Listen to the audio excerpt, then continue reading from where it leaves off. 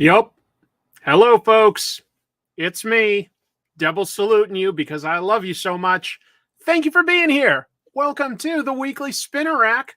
That is a weekly live show where we're going to talk about comics. We're going to talk about a lot of comic book news this week. A lot of comic book news, actually. I love it when a lot of stuff happened. It's not always happy news, but it's at least interesting. It's stuff worth talking about with each other, with the live chat. As you can see, I've highlighted a comment there. There's my sister. Lovely to have you there. Who else is here? Oh, we have professional artist Andy Kuhn gracing our presence. Thank you. Am I in a bunker? No. I see. Yeah, no, I just put some sheets up because I think it looks a little nicer than just stuff. Let's see. Hello to Big Gay Dave. I'm just going to say hello to people. Arsnuff. Oh, I think I just got something in the P.O. box from you. Can't wait to take a look at that. Lots of people here in the chat. Thank you all for being here. Thank you for the super chat, Steve. Hey, Chris and fellow nerds, give this a like. Well, if you're so inclined, hitting that like button is pretty low effort, and it does help the channel a lot. So always appreciate it when you do that. Let's see. RM says 2023 is the year of green. All right, I like that. Hello, Francisco. Oh, Joe Dent up super late your time. Aren't you over there in Greenwich Mean Time or something like that? Devil Salute always deserves a thumbs up. I appreciate it if you can. Let's see. Jacob comments, thanks for the recommendations, Chris. I've read Monsters and Chainsaw Man is next. Well, very cool. We'll be talking about one of those today. Yeah, Alonzi. Alonzi. Isn't that how David Tennant usually says it as the doctor? We've got Black Phoenix. All right, so I wanted to give a few shout outs. Always appreciate folks that are here right at the beginning. Very nice to see you here. I want to get into it because we've got a few comics to review. Not too many, so they're going to be like mini reviews, just sort of more recommendations than anything else, but the stuff that came out in the past week. Then I'll get into the news. I'm also, I've sketched out Daredevil, and I'm going to be sort of inking that while I talk to all of you. In case this is your first time, you don't really know what I do here, it's that. Still working on trying to improve the quality of this stream. My internet connection is blazing fast at this point. I've rebooted the computer. I've checked like the Ethernet cables. Everything seems in tip-top shape. So if this is a little choppy, all I can think now is the only other thing left basically is probably a new computer. Like it might be time to upgrade the hardware. I hope not, because I've held off on stuff like that for a long time. Don't really want to invest in that right now, but might have to keep things moving along so that you guys can have a quality live stream. Appreciate you being here no matter what. Let's see. But okay. Let's see. This is nice to hear. Erwin says, so good so far. Okay, good. I like hearing that. New PC or drop the bitrate of the video, maybe? I guess I could theoretically do that, couldn't I? Well, that's something I'll have to look into with more of like a test live stream because I don't think I want to mess around too much with that. My wife says, could be the cables. I'll check it out. I charge $80 an hour. No problem, because she can usually solve problems in lives, and I assume we can prorate that by the minute, not like the full hour, right? I think that's fair. She is sort of my tech guru. I will admit that. That is 100%. Yeah, the classic G.I. Joe meme. Hey, kid, I'm a computer. Stop all the downloading. That's a perfect impression of Mutt. Perfect. Let's see. The choppiness is much less on my end. Sometimes video is a bit choppy. However, audio stays good. Good. As long as you can hear me. This is primarily audio. A little bit of talking. Hey, from the beautiful country of Sweden, of which I am 25%. My heritage traces back. Hello, Daniel. Hello. You'll give me the friends and family discount. I would hope so. Let's see.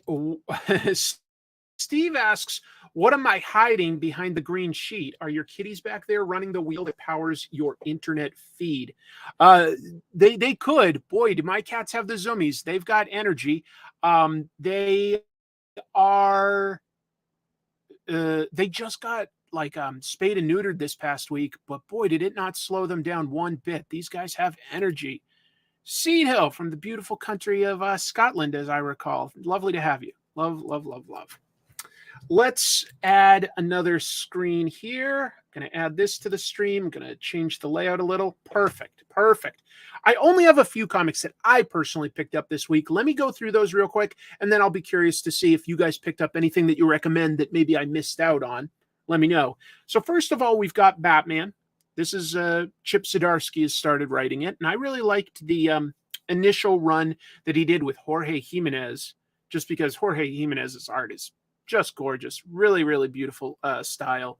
He was going up against a robot named Failsafe that he had designed in case he ever went too far as Batman, and Failsafe thought Batman had killed. Batman had not killed, but that was an okay arc.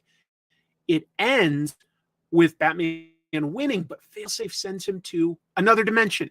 Is that kind of sci-fi? Absolutely. Sometimes that happens in a Batman comic. So in this story, we have artist Mike Hawthorne on art, and a very beaten up Batman / Bruce Wayne. Yes, I spoiled his secret identity, is waking up in Gotham City, but he sees this sort of like Deadman-esque version of Jim Gordon talking / taunting him. And he's in parallel Gotham where there's sort of a Judge Dredd-esque version of Harvey Dent. He goes around, it's a very fascist world. And so he's in a Gotham that's a little bit worse, believe it or not. Like a Gotham that still has crime, but now the law enforcement is also a problem.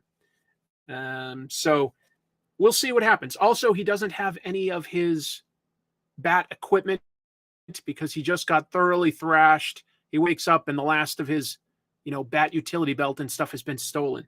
So this is interesting, just seeing Batman outside of his element. He's going to have to be a detective, figure out what's going on in this world, figure out how to get home. There's actually a nice subplot in this of Tim Drake trying to figure out how to get him home as well. And some sort of a new villain. As to exactly who this is, I can't tell you. But this is a new villain, and it seems like he's been pretty popular. Like this issue's been definitely picking up steam. You know what? This is interesting to see. Mike Hawthorne is a monster. I have to admit, I wasn't super familiar with his work before this, but it's definitely very, very clean. It's nice. Also, one thing that they're doing in Batman, and I know they're doing in Action Comics starting next month and some others, is now there's like more than one story. So, I kind of like that. Remember, these books were all originally anthologies. Superhero books were all anthologies back in the Golden Age. There's an interesting sort of side story here, and it's always written in this book by, Chip Zdarsky as well. So it ties into the main story because this is Tim Drake looking into how to get Batman back. And it's somehow going to relate to Toyman, a little bit of an not obscure, but less used Superman villain traditionally. We'll see how that works. Yeah. Had an interesting design there, like the skull, but it has. Isn't that interesting too? Let's just talk about this. This is like Jim Gordon, but sort of a ghostly version of it. They just gave him a trench coat and the mustache, and those are iconic enough signifiers that you definitely read that as Commissioner Gordon. I think that's interesting, as well as a pipe on the inside. Isn't that interesting to try to boil down what a character is through just about 3 visual cues? Because otherwise the skull and the skeleton could really be anybody. I think that's interesting. Chemdog explains that Mike Hawthorne drew some Daredevil and an Immortal Hulk issue. Well, I had to have read that Immortal Hulk, but I guess I didn't remember. But yeah. Sorry. Toyman was the one who transported Superman to another time. Okay. Some weird technology. I picked up Radiant is I like the Radiant Black universe, and I've tried spin-offs set in the Massive verse. I like the character and the characterization in Radiant Pink. I wasn't 1,000% in love with this issue. Boy, I almost feel bad saying this, but the artwork by Emma Kubert is, I'll just say, inconsistent. I don't think it's bad. I think some panels are really, really interesting and good, and others are just a little bit, in my opinion, kind of weak. You know, maybe we didn't need a whole lot of detail here, but these people in the background are very sketchy. There's really just not a lot of detail to that, and I'm sure that is intentional. Okay, I'm positive she did that intentionally, but I don't really care for the effect there. So there's just decisions like that, kind of minimalist. All I can say is Emma certainly at least carving her own path. You know, whenever you look at Andy and Adam's artwork, it's very reminiscent of their father, Joe Kubert. It just is. You know, they learned from their father very, very distinctly. But now we're getting down to a third generation, and it is a little different. Oh, can people hear that? That's so funny. Oh, no. You're saying it because things must have gotten choppy. That's because they are running upstairs. You don't hear that. You're thinking like, yeah, run faster to improve my internet. It takes me a minute to figure these things out, but eventually I get there. Anyway, it's fun. It's an interesting character. I just feel like this could use a little bit more. I don't want to say just detail, because detail can be superfluous. Detail isn't necessary, but there's something sort of unfinished about some of these ideas. So I just didn't love it. But he's in the eye of the beholder. Some of you might look at it like, yeah, that totally works for the story. It's not bad storytelling. It's not bad art. I just don't love it. Seed Hill says, Superheroes, is Jaime Hernandez not the best comic artist ever? Real lesbians in real life. Jaime Hernandez is an artist's artist. I think that you could easily say Jaime is underrated because the mainstream comic reading population still somehow does not know about his work in Love and Rockets, because he's very content to do his own thing, and I love him for it. I think his work is incredible. It was one of the very first episodes I ever did in Comic Tropes, was talk about Love and Rockets. I really would love that new edition that they just came out with, but something like $400. It's very expensive. Incredible. Great question, Void. The whole thing that makes Radiant Pink a little unique is who she is as a person, because she's a streamer, and her streams are okay, but she tries to use the fact that she became a superhero to get even more views, but also tries to pretend that she's in two places at once. So yeah, she's Eva. She does like sort of a Twitch type stream, gaming and talking about that stuff. I do like it. It's fairly plausible to talk about. They just haven't delved into it too much. Yeah, we'll see. Yeah, that box set is a beast for Love and Rockets, but it's good. Looks good. There's only 2 more monthly comics I picked up. It's all superhero stuff from me this week. A little unique, but that's just the way it shook out. This is just the adjectiveless Spider-Man title by Dan Slott and Mark Bagley. And it's a lot. It's not hard to follow this story, but to recap it, we're in part 4 of a multiverse story with lots of parallel versions of Spider-Man. Okay? In the last issue, Peter Parker's Spider-Man got erased from all of existence. Not just dead, just erased. Okay? So, and he's sort of like, the chosen one, the main guy that they were all planning on, rallying around.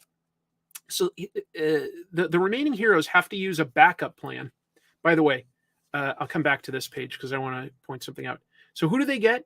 This is such a great use of continuity.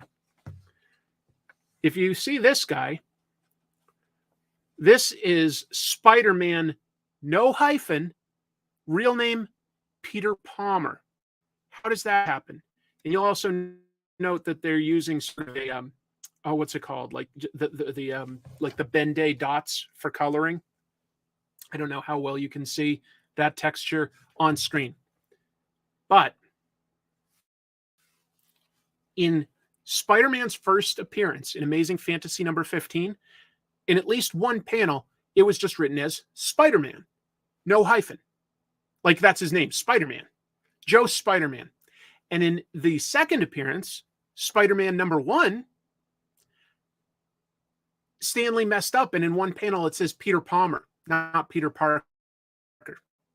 This is take those two mistakes since that was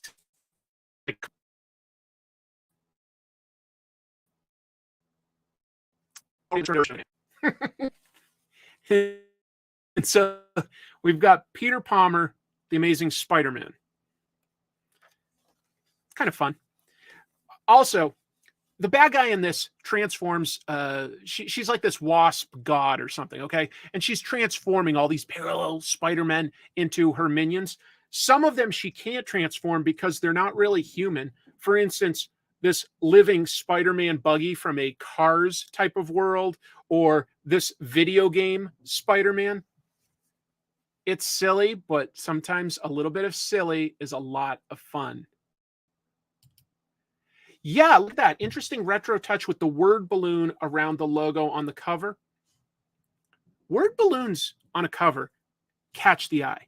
I truly believe that. I really believe that we're just programmed to pull that out as compared to just the title or just good art. I think that when there's a dialogue balloon, our eye latches onto that somehow. It does pull the eye when you're looking at a stream of titles. And at some point, it sort of got phased out as being like an everyday thing. I think that in the 60s and 70s, super common word like, oh, that gorilla's going to get you, Cap. You know, something like that. Something crazy that would like hook your interest. Just something dramatic. And at some point, I guess it was phased out in terms of being maybe a little campy or unrealistic. I'll say that as a gimmick to catch the eye, I'm a big fan of dialogue on the cover. And I'm going to talk about that some more tonight in something. They need to bring in Danny DeVito's Man Spider to win the day. They do have a version in this called Spider's Man, which is a man made up of spiders.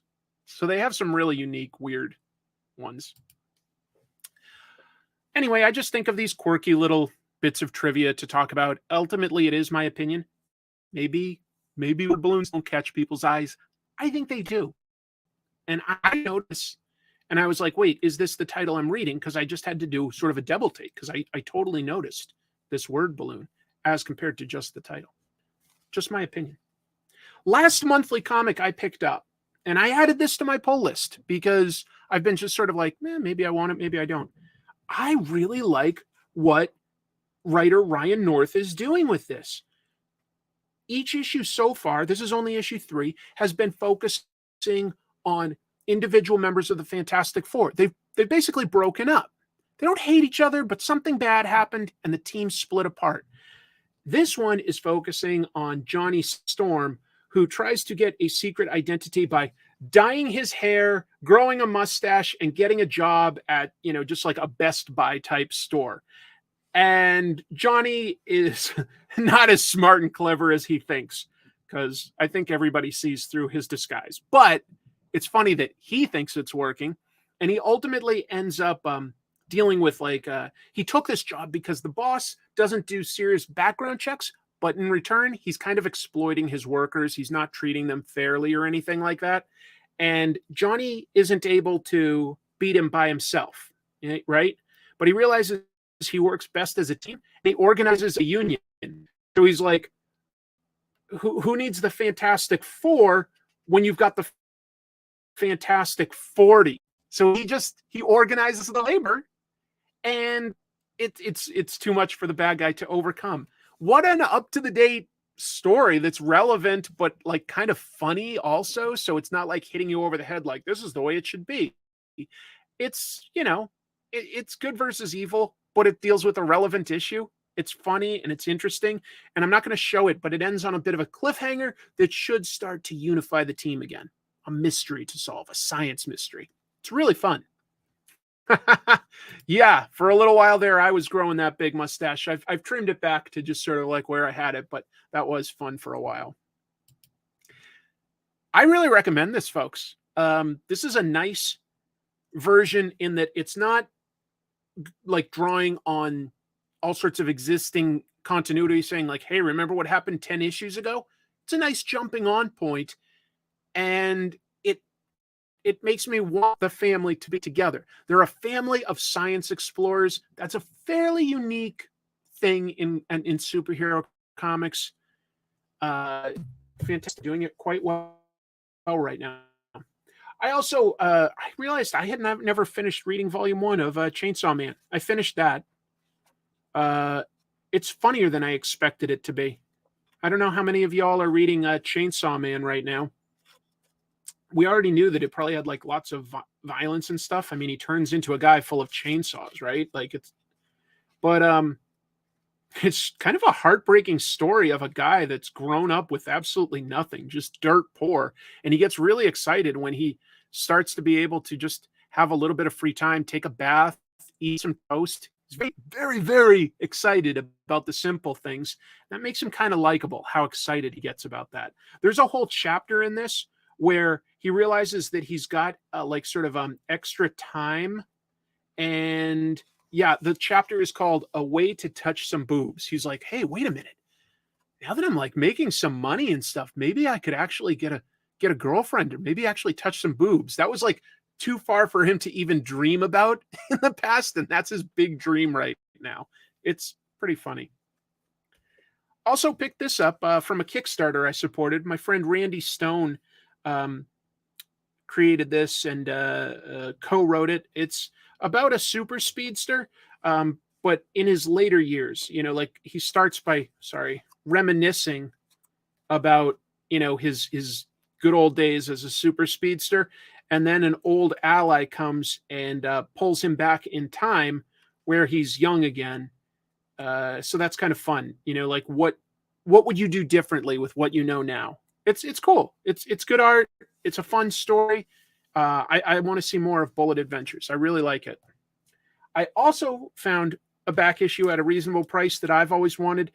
It's the first appearance of Spider-Ham. That was a character that I legit liked a lot when I was a little kid.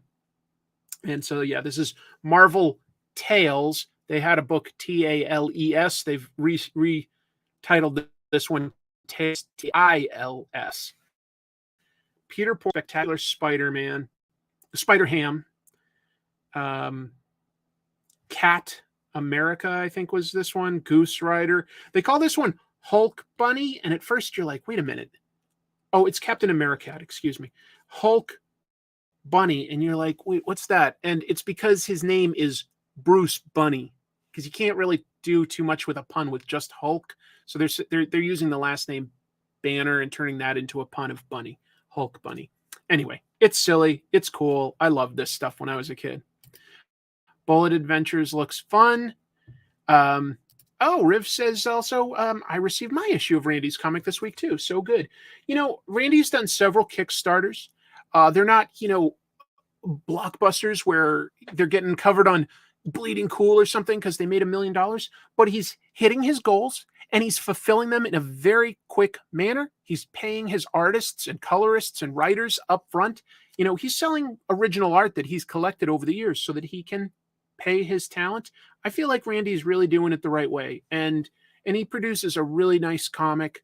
I just really admire what he's doing because he's got a method that's working. And he's producing some really nice comics that not everybody knows about. So I've got a little sketch here of Daredevil that I'm going to be inking. But I also want to bring in this week. And before I cover the news of the week, I've got a couple things I want to show. Let me just bring up a new window here.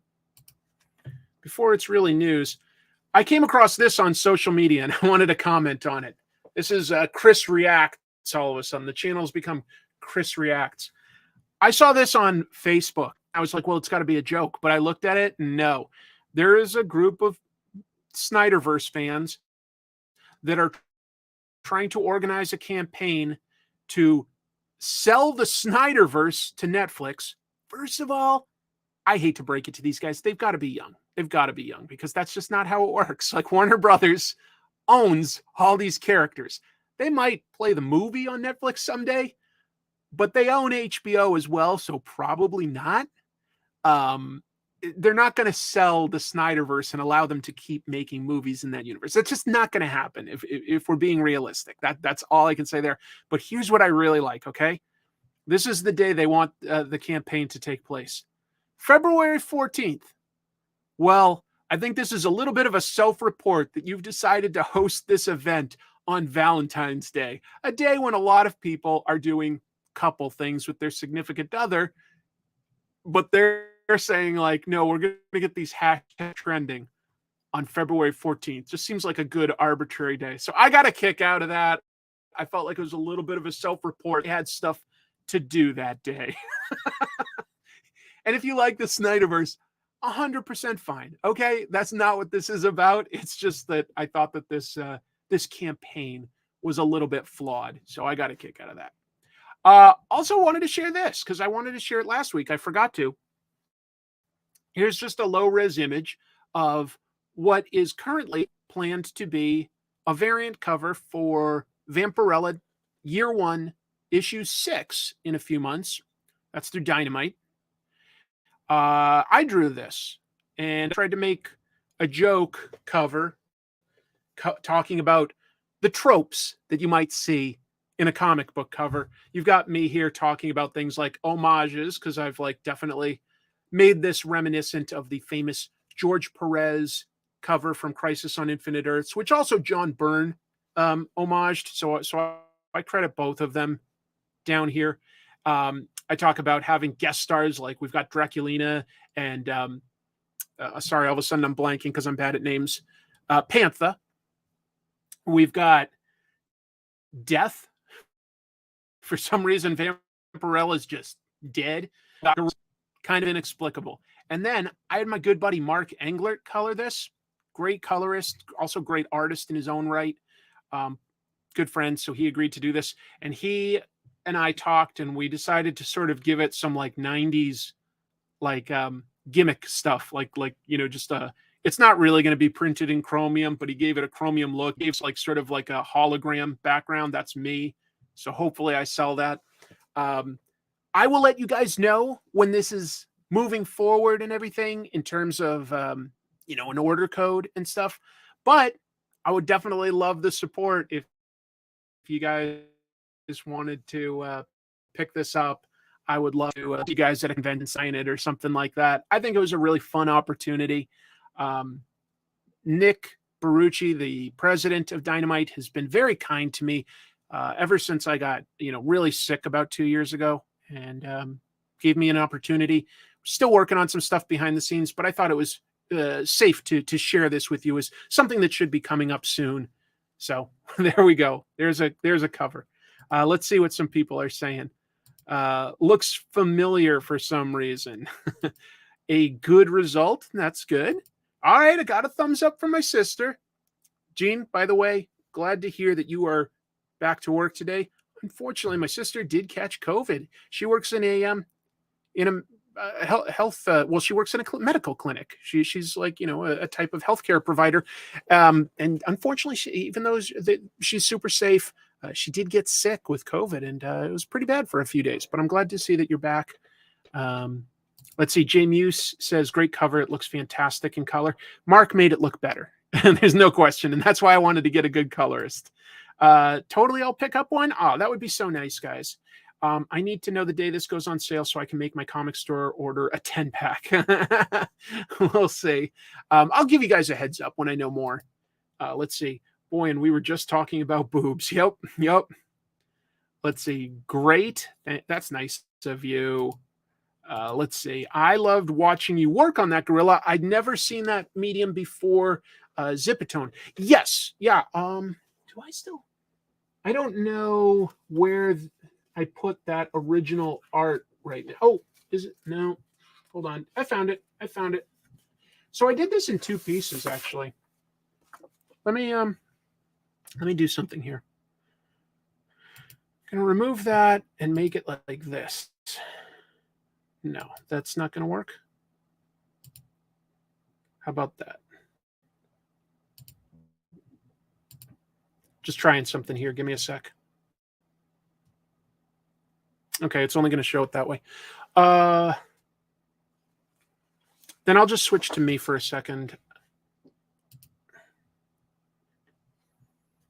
Well, so first I drew the gorilla in Vampirella. And at first it was going to be way more reminiscent of Crisis on Infinite Earths with tons of characters in the background. And then I thought, you know what, like they mean something in Crisis. There's so many characters, but for this, I felt like it sort of cluttered it up more than it needed to. I didn't think that it I think visually I was like, I could simplify this idea and it will probably stand out a little bit more. It just didn't need all these sort of extra characters. But at one point I was going to draw in like Infotron and all sorts of wacky characters. But when I changed my mind about that, I instead drew me and the guest stars on a separate piece of art and just digitally composited it. But that's how that went. So in case you were curious, just thought I'd share that. Good art. That's nice of you. Oh, EJ, lovely to have you here, man. EJ had a great cover out this past week, actually. Secret Invasion #3, I want to say. Is that the one that you did, EJ? Very pretty. And you should definitely consider looking at EJ on social media, on like Twitter and Instagram, because not only does EJ show his artwork, he often will post sped up videos showing him his process, which I think is always interesting. I say so much. Looks great. Best wishes from Dundee, Scotland. 2 people from Scotland in the chat tonight. Today was my first day out of COVID isolation. Glad to hear that you're out and about, Cheney. Oh, look at that. Thank you, Rogue Kelsey. That's so nice. I got bit by a patient on my first day back. Oh, no. That's not what I want to hear. Out of Voida says, would love an Englert interview. I'm sure that we could figure out a way to do that at some point. Yeah. He's in Poland, so he's quite a few hours ahead of me, but we usually talk in the afternoon. He works from home, so we talk a good amount, actually. If you watch my video from New York Comic-Con on this channel, Mark's in the background of most of that because we hung out all day. All right, let's see. Hit the smash like button. Hello to Tari. Hope everyone is good. Do you just scan it and send it to the publisher? No. Scanned it, cleaned it up, composited it together, sent that high-res version over to Mark to do the colors, and then I'm going to get a nice high-res file from him that I sent to the publisher, and we'll see what happens from there.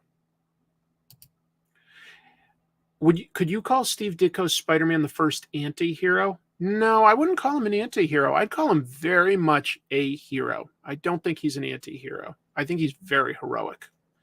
I think if you're going to talk about Steve Ditko and anti-heroes, I think you have to jump forward to the Creeper. Yeah. Thanks for the plug, Chris. Yes, it was Secret Invasion 3. Good. I'm glad I remembered that right. Oh, and look who's here. I thought EJ was just that fast. Randy, again, in case you're just joining, I did mention that I really enjoyed your book, Bullet Adventures. And go ahead and plug it if I'm right here, Randy. Aren't you about to launch a Kickstarter for Bullet Adventures 2 and 3, which would also allow people to get like this as sort of like a back issue add-on? Go ahead and clarify if I'm remembering that right. But that's plugs for me, and let's move forward with actual news. Invincible crossover with Fall Guys game? Apparently Fall Guys is a huge game. I only learned about it this week because I, keep up to date with what Robert and team are doing with Invincible. And I love Invincible, by the way. I think Invincible is awesome. Maybe I should have drawn Invincible today. Maybe next week. Or maybe draw Adam Eve. Anyway, apparently Fall Guys is a free-to-play multiplayer game, is my understanding, and they're on like all the consoles and Windows. You play a bunch of sort of like silly mini games where you can, like tag or obstacle courses, just sort of eliminating each other along the way. I forget, it's something big, like 60 players initially, which I guess not necessarily as big as like, the first person shooter games like Fortnite and that, but yeah. Okay, let me give this. Randy says that Bullet Adventures, the next issues will launch on Kickstarter January 24th. Randy's a really good buddy of mine. I'm going to plug it. I plugged my friend's stuff, and I'm proud of you for what you're doing there. So, yeah. Well, and why are they doing this? Well, this year is Invincible's 20th anniversary, believe it or not. That blows my mind to think that Invincible has been around that long. It definitely does not feel like he's been around for that long sometimes, even though I was, proofreading the book from day one. I was along for the ride, essentially. But yeah, Invincible has been around for 20 years now, and Skybound is, they've announced they're going to do a bunch of fun things this year to celebrate his anniversary. And I guess this is basically the first thing that we're seeing. We'll probably, learn more about the animated show on Netflix real soon. Anyway, you can for these three characters, Invincible, and Adam Eve, those individually, or they are of a bundle and of even more skins. And I guess that bundle is just a notch cheaper than buying each of these three individually. I've never played this game, but looking at it, apparently it's a big game, I guess. Probably with younger people, I'm going to guess, by the visual style. Let me jump to this. Looks like, whoops, it's a very, very popular game. Okay. And I'm super chatting. There it is. Steve Sorensen, thank you for the super chat. I just read She-Hulk by Rainbow Roll and artist Antonio Roge and love it. I hope She-Hulk serves as a launching pad for both, like Soul and Slot. I really am enjoying that run as well. It's a little different. It's a little bit more of like a character drama, and it's kind of romantic and a little funny, but still superhero stuff. Netflix. Everybody's correcting me. Yeah, sorry. Invincible is absolutely on Amazon Prime. So this isn't the big news, is it? I don't think this is the big news for the year. I think it's a piece of news for the year. And we've got a Joe Dent super chat. Happy New Year, Chris and family, and Happy New Year to all the chat. Well, thank you for the support. Appreciate that, Joe. You're almost always here. I love chatting with you. You obviously are passionate about comics like me and a bunch of people here. Look, if it's news for Invincible, it doesn't matter what it is. I'm definitely going to talk about it. I like Invincible a lot. Anyone out there actually play this game? Is it fun? I know it's popular. Is it fun, or is it like, is it a kid's game? Tell me a little bit about it. I want to know a little bit about it.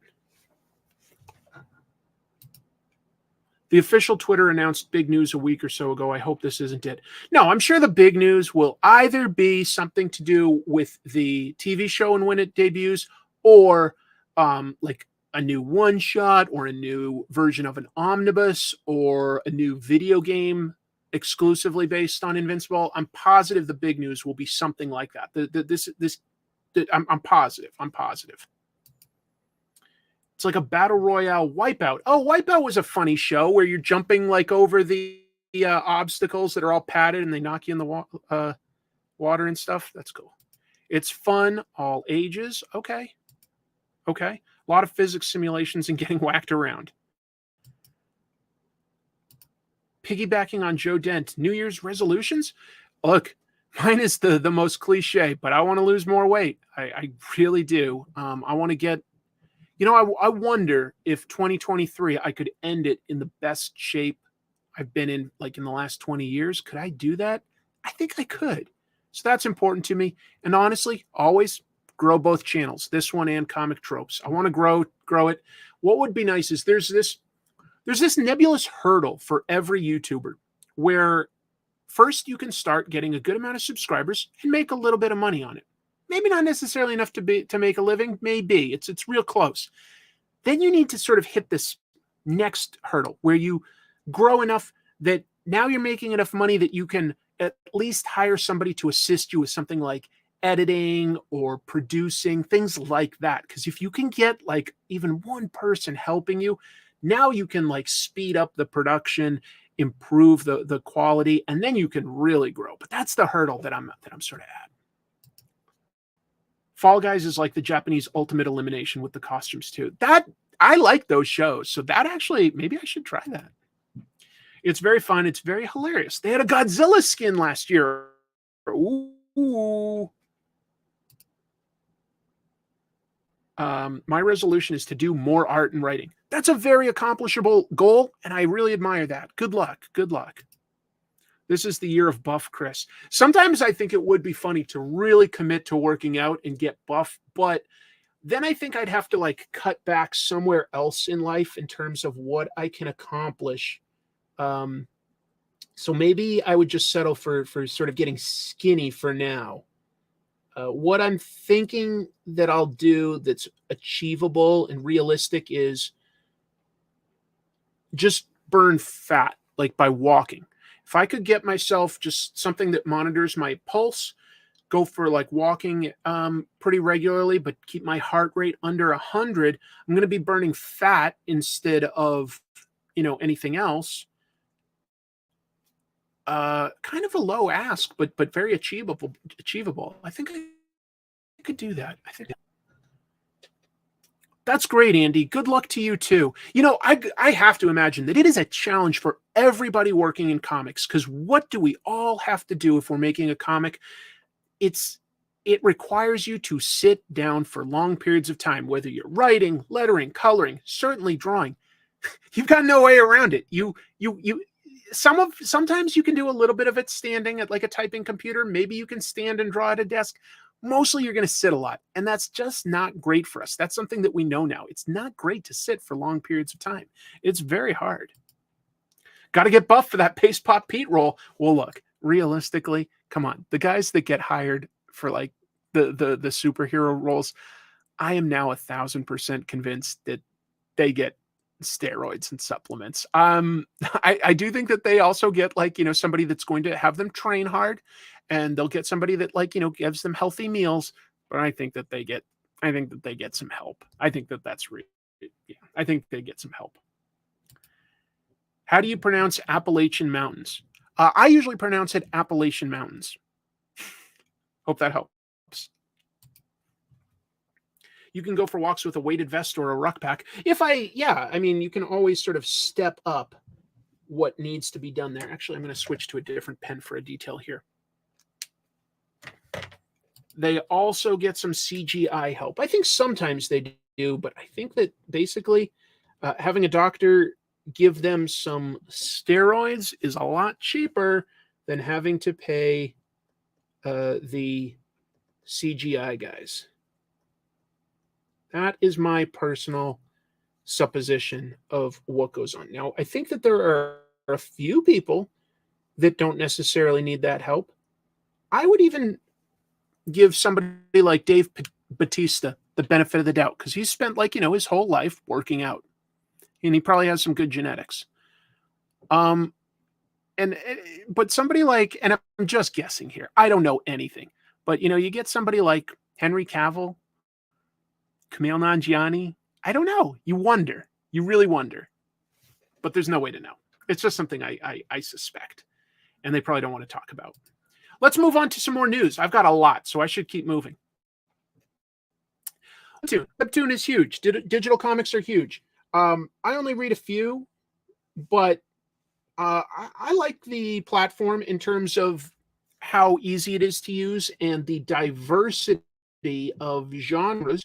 Well, they had their annual Canvas Awards. What's Canvas? There's two different types of comics on WEBTOON on their platform. There are originals, which are exclusive to WEBTOON. You know, the creators are getting paid by them and stuff. And then there is Canvas, where it's not exclusive to WEBTOON. And they can put it several places. They're publishing it themselves through that platform. Can be a way to start to get noticed. Well, they had their annual awards for 2022. The winner of each category gets $5,000, not bad, and an opportunity to work directly with WEBTOON to create some merchandise, maybe create some other opportunities for their book moving forward. Nice. So we've got a few things. I'm curious, speak up if you have read any of the books that I'm going to announce as winners, because I'll be honest right up front, I have not read these. I looked into them, and some of them look really cool. This first one looks cool. It's called, for Best Young Series, it's called Lady in Red by Karen. A lot of these people work under pseudonyms, by the way. Best Comedy Series was something called Crow Time by Isabella Melancon. Best Drama Series, Winter Before Spring by Moonbun. We've got Best Epic Adventure Series is Star Children by O. Tania. Best Fantasy Series, The Moth Prince by Ren. Best Living and Learning Series, sort of aimed, I think, at younger readers, Tortoise and Dino by Hey Buddy Comics. Best Power Within Series, Hybrid by Bengo. Best Romance Series, Heartstopper by Alice Oseman. Few more. Best Slice of Life Series is I Want to Be a Cute Anime Girl by Azul Crescent. That sounds funny to me. The star of 2022 is How to Be a Dragon by Fish Trouts. And then they also listed some hidden gems, which I think got $500. We've got Red Lighting by All Comics. We've got The Day We Promised by Chocolate Ant. That's this one. And Diner for Adas by Icho Gorat. And I'm sorry if I butchered any pronunciations, but did any of you read any of those? And I'm about to sneeze, so get ready. Looks like just one. Let's see. I never read a WEBTOON, but I appreciate that it's becoming a well-known, respected form of multimedia. And just to be clear, it's been a well-known, respected form in South Korea for quite a while. We're here in the West sort of slowly catching up to this platform, but it's super popular in South Korea. Yes, well, bless you as well. I had an idea recently, and you guys tell me if this is a good idea for a story or a stupid idea. The idea is, we say bless you because, when you sneeze, you open yourself to like a demon coming into your body. And obviously that's not something that happens, right? Like a devil or something. But what if all of a sudden something changed? Like there'd been a spell keeping them at bay for millennia. And it broke down. And now when people sneeze, they legit get possessed. And so the world just goes kind of to hell. Is that stupid or is that kind of fun? I can't quite decide, but that's something I've been thinking about. Like I think it could be kind of a fun one-shot type thing. I don't know. Joining in late, so I'm watching the stream back instead. Can't wait to see what's up. Well, I'm sure it'll be exciting when I acknowledge you. So you've got that to look forward to. Salute. Thank you. Bro been reading too many comics. That's what it is. Is that the real origin to bless you? Yeah. It's a religious thing. Like when you sneeze, supposedly your body is open to getting possessed by like the devil or something. I don't remember the exact origins, but that is legit why we say bless you, is because like, we put that protection spell. And it sounds like it would be kind of a fun way for like, not quite a zombie story, but a little bit like a post-apocalyptic zombie story, except it's all sort of devils and stuff like that. I don't know. Very cool idea. Just run with it. Well, maybe. That idea is not to be sniffed at. Okay, thank you. You guys are biased, but thank you for the kind words. It's a cool idea, but needs a strong plot to make it work. I would say what I'd do is I'd come up with an interesting character, and the only way they're going to sort of break out of their shell and become a better person is if they were sort of forced into dealing with like a post-apocalypse scenario, and this is just the world building behind it. So I would probably make it like a character-based piece, but yeah. I go the Seinfeld route and say, "You're so good looking." Didn't Japanese mythology have fart ghosts? Probably. They've got a lot of different spirits, oni and stuff like that. I think they might. I don't know. I thought it was because if you were sneezing, you had the Black Plague, and so they would say, "God bless you." I think it dates back further than that, but it might tie in there. I don't know. It's a bit of a weird one, that's for sure.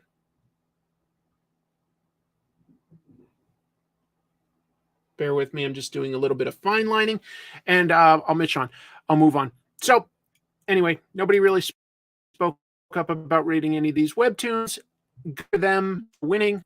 Want to at least plug it. Maybe you hear about one of them and you hear about it again and you'll check it out. Could be good. Where's the title? The Dwayne McDuffie Award. As long as we're talking about awards, Dwayne McDuffie was a really awesome writer who passed away kind of young.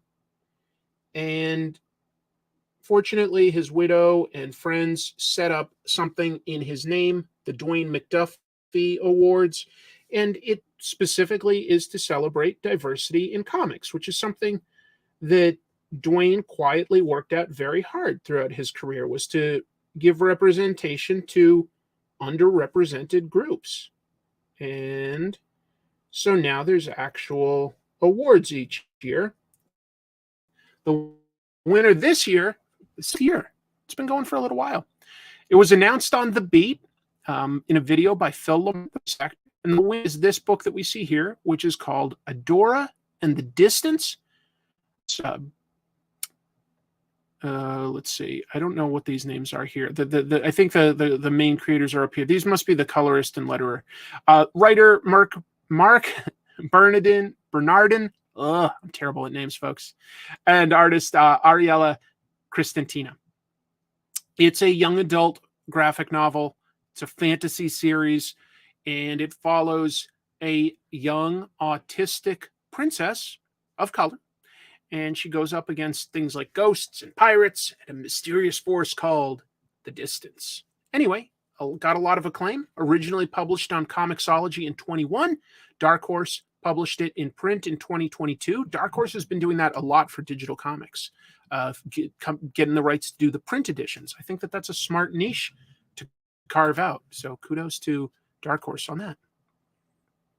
All right, look at that. Woo! Had a dream I won the lottery. Instead of getting a payout, I got arrested because they thought I was a time traveler. So I had to escape with other time travelers. Is this a good premise?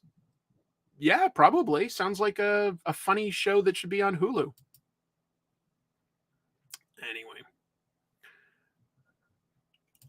Yeah, what if it's set up so that the person sneezing out the demon can see it come out as they sneeze? The demon goes back. That way we can see if you can keep your eyes open when sneezing. I don't know. Maybe. What did the Beowulf just say? Let's see. Oh my God, I can't stop sneezing. What did Jim say? Oh, let's see. Jim says the sneeze idea might work best as a terrible B movie starring Rich Evans. Oh my God. Rich Evans is a goddamn national treasure. Dick the birthday boy. Huge fan of Red Letter Media, and Rich is a pretty funny guy. Yeah, I'll get right on that. I'll just reach out to them. Let's see what else we've got, though. A lot of people remember Stephen Amell for his run as Oliver Queen, Green Arrow. Established a sizable universe of that was adapting DC characters. the Arrowverse. A lot of TV shows in that, a lot. But it's ending. It's ending this coming year. The Flash is going to have a season 9. It's going to be their final season, and that's the last show remaining in the Arrowverse. Well, Stephen Amell posted on Insta and I think Facebook that he is coming back. I don't know how, because on the TV show he did die. He became the Spectre, which is weird, but it kind of worked for Crisis on Infinite Earths. And it was nice that, like, they found a way to organically have a character sacrifice themselves for the greater good. I thought that their Crisis was pretty fun for a TV version. It was ambitious, that's for sure. Anyway, somehow he's coming back. But hey, with the Flash, you've got time travel, you've got parallel worlds, you could have a flashback. There's a lot of different ways you could do this. I overall liked Stephen Amell quite a bit. I thought he was a pretty charismatic guy. It wasn't quite the Green Arrow that I know in the comics, who's definitely a little bit more of a political guy, a little bit more of a fighting for the common man. But it was an interesting take. It was an action-based take. Here's what he said, Steve, in part. He said, I'm coming back for the 9th and final season of The Flash. Why? Doesn't matter. How? Doesn't matter. Greg Berlanti called me up and he said, The Flash is ending. Would you like to? And I said, yes. You don't even have to finish your sentence. I have always, always loved coming over. So I think that'll be fun. I had no idea The Flash was still on. 9 seasons. That means 10 years of the Arrowverse, because Flash started in season 2, right? I think it was like, well, wait a minute. Maybe that's 11 years. Was the Flash introduced in season 2 of Arrow? And it started its show when Arrow was doing season 3? It might be that way. I haven't thought about it in a while. Yeah, long time that this lasted. A long time. I think Charlie Hunnam should be cast as the new Green Arrow. Not bad. He might honestly be a little older than they might want to go, but he's not bad. Not bad. It's the end, but the moment has been prepared for. There you go. Doctor Who reference. I like that. I bailed on the Arrowverse when Batwoman started. I don't know when I sort of phased out, but they had some good stuff in there. I think that they had some pretty fun stuff over the years. A few of those seasons of Legends of Tomorrow were especially fun. Basically, season 2 onward of that was pretty good, although they really started like losing the comic book original characters and creating their own characters for it at a certain point. That I didn't love, but that's okay. That's okay. I liked, the second season of Arrow was really good. The second season, when Deathstroke was the enemy, that was about as good as it got, and it all kind of went downhill from there, but that's okay. That's okay. Was their version of Infinite Crisis, it's Crisis on Infinite Earths, actually, done well or well received? Never made it that far. Maybe I should rewatch them. Yeah, it's a 5-part show. Actually, I think it's pretty fun. They did loop in a lot of parallel worlds. I mean, from like the 1989 Batman, the 1966 Batman. There's shows like, it's little, but Doom Patrol and Titans get like glimpses. They get at least shouted out, and what is it, Swamp Thing. Then some more some bigger cameos by stuff like what's that one show, Lucifer shows up in an episode with John Constantine. That's pretty fun. They had Clark and Lois from the Smallville TV show show up. They had Brandon Routh play Superman again, which was pretty fun. They did a lot. They did a lot. There was a cameo by I'm so bad at names. All of a sudden I'm forgetting. Who wrote Crisis on Infinite Earths? Somebody help me out. Because all of a sudden all I'm thinking of is George Perez. I'm forgetting the guy that he did all the Titans stuff with and everything. Marv Wolfman. Marv Wolfman had a cameo in it. That's fun. Oh, they even had at the time it wasn't problematic. They had Ezra Miller as the Flash crossover on this Flash, and they had the Flash from 1990s TV show the original like Barry Allen show up. They roped in Black Lightning, which was, at that point was in a parallel universe. Yeah, they roped in a lot of characters. It was pretty fun. Kevin Conroy showed up as sort of a version, a little bit like the Kingdom Come Batman, at least in looks. He was a little darker, actually. But Kevin Conroy, they brought in. So they brought in a lot of people that I think fans have an affection for. And that was fun. That was definitely fun. Is it great? No. I mean, it's a TV and a CW TV budget at that. But their ambitions definitely were sky high. I think they had, it was fun. It was fun. I liked it. I liked it for what it was. And I'm pretty sure there's like a DVD set that has all 5 episodes on it, but it might be like it might be the season of either the Flash or it just has the other shows, like, so that you can watch that on just one DVD. Linda Carter on Supergirl. Oh yeah, they did stuff like that over the years. They had lots of stunt casting. Yeah, I've read Cowl by Kyle Higgins. Yep, it's definitely part of the massive verse. I think retroactively, but it definitely is. There was that fun animation he did to promote Radiant Black, where Radiant Black fights one of the characters from Cowl. It's good. Speaking of Brandon Routh, am I the only one who likes Superman Returns? Maybe. I thought Brandon Routh was pretty good as Clark Kent, Superman.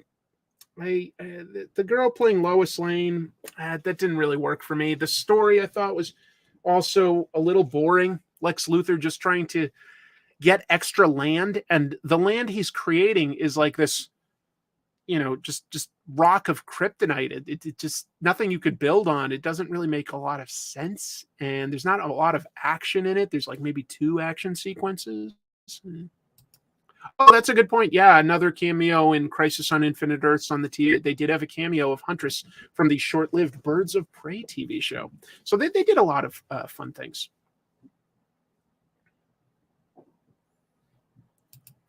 Do I like Ram V doing detective? I haven't read it, but I think Ram V is a very good writer. So I'd check it out when I have time. Let's talk about... How about this? But I wanted to mention it. James Gunn said that he's going to announce the DCU movie slate sometime this month. On Twitter, he said that he and Peter Safran, they are running the DCU together. They have plans to cover between 8 to 10 years, but they're going to just announce the first few. They're not going to announce everything. That's too much. Last month, he confirmed that the or younger Superman, just starting out Superman, but in Metropolis already. I think that would be a smart place to start your universe with a good take on Superman. Yeah, I think you need that. Unconnected to the DCU, there are still some remnants of when it was the Wild West over there at the WB. Joker 2 and a sequel to the Batman are both still getting worked on. So those will happen. Yeah. Oh, also kind of related to this, it looks like DC Comics has emerged unscathed from all the personnel cuts that Warner Brothers Discovery was going through over the last year. They made big cuts to their employee base in a lot of different areas, in TV, in film, in publishing, but not in comics, really. They didn't make any big cuts there, and it looks like they're done making the cuts. So it looks like DC has escaped unscathed. Good. Comics have enough problems without our beloved creators losing their jobs,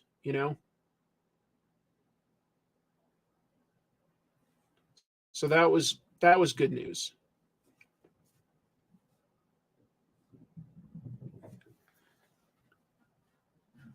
What comments do we have on this? Maybe it's just a me thing, but after what happened with James Gunn revamping the DCEU, I lost respect for him. I'm especially disappointed Henry Cavill won't return as Superman. Well, I think you got to just move on because it's just happening. I like James Gunn's stuff is all I can say. I think he's a good writer. I think he's a pretty good director too. I'm encouraged with him taking over, and I think we needed to start fresh. None of their DCEU stuff really held together that great, unfortunately. If you liked individual pieces of it, I don't blame you. I think that there were some good movies in there too, but it never quite gelled the way that the MCU has gelled. So I think that if you want to create that, a back to basics approach does make sense. But that's just my opinion, not saying I'm right. That's just my take on things.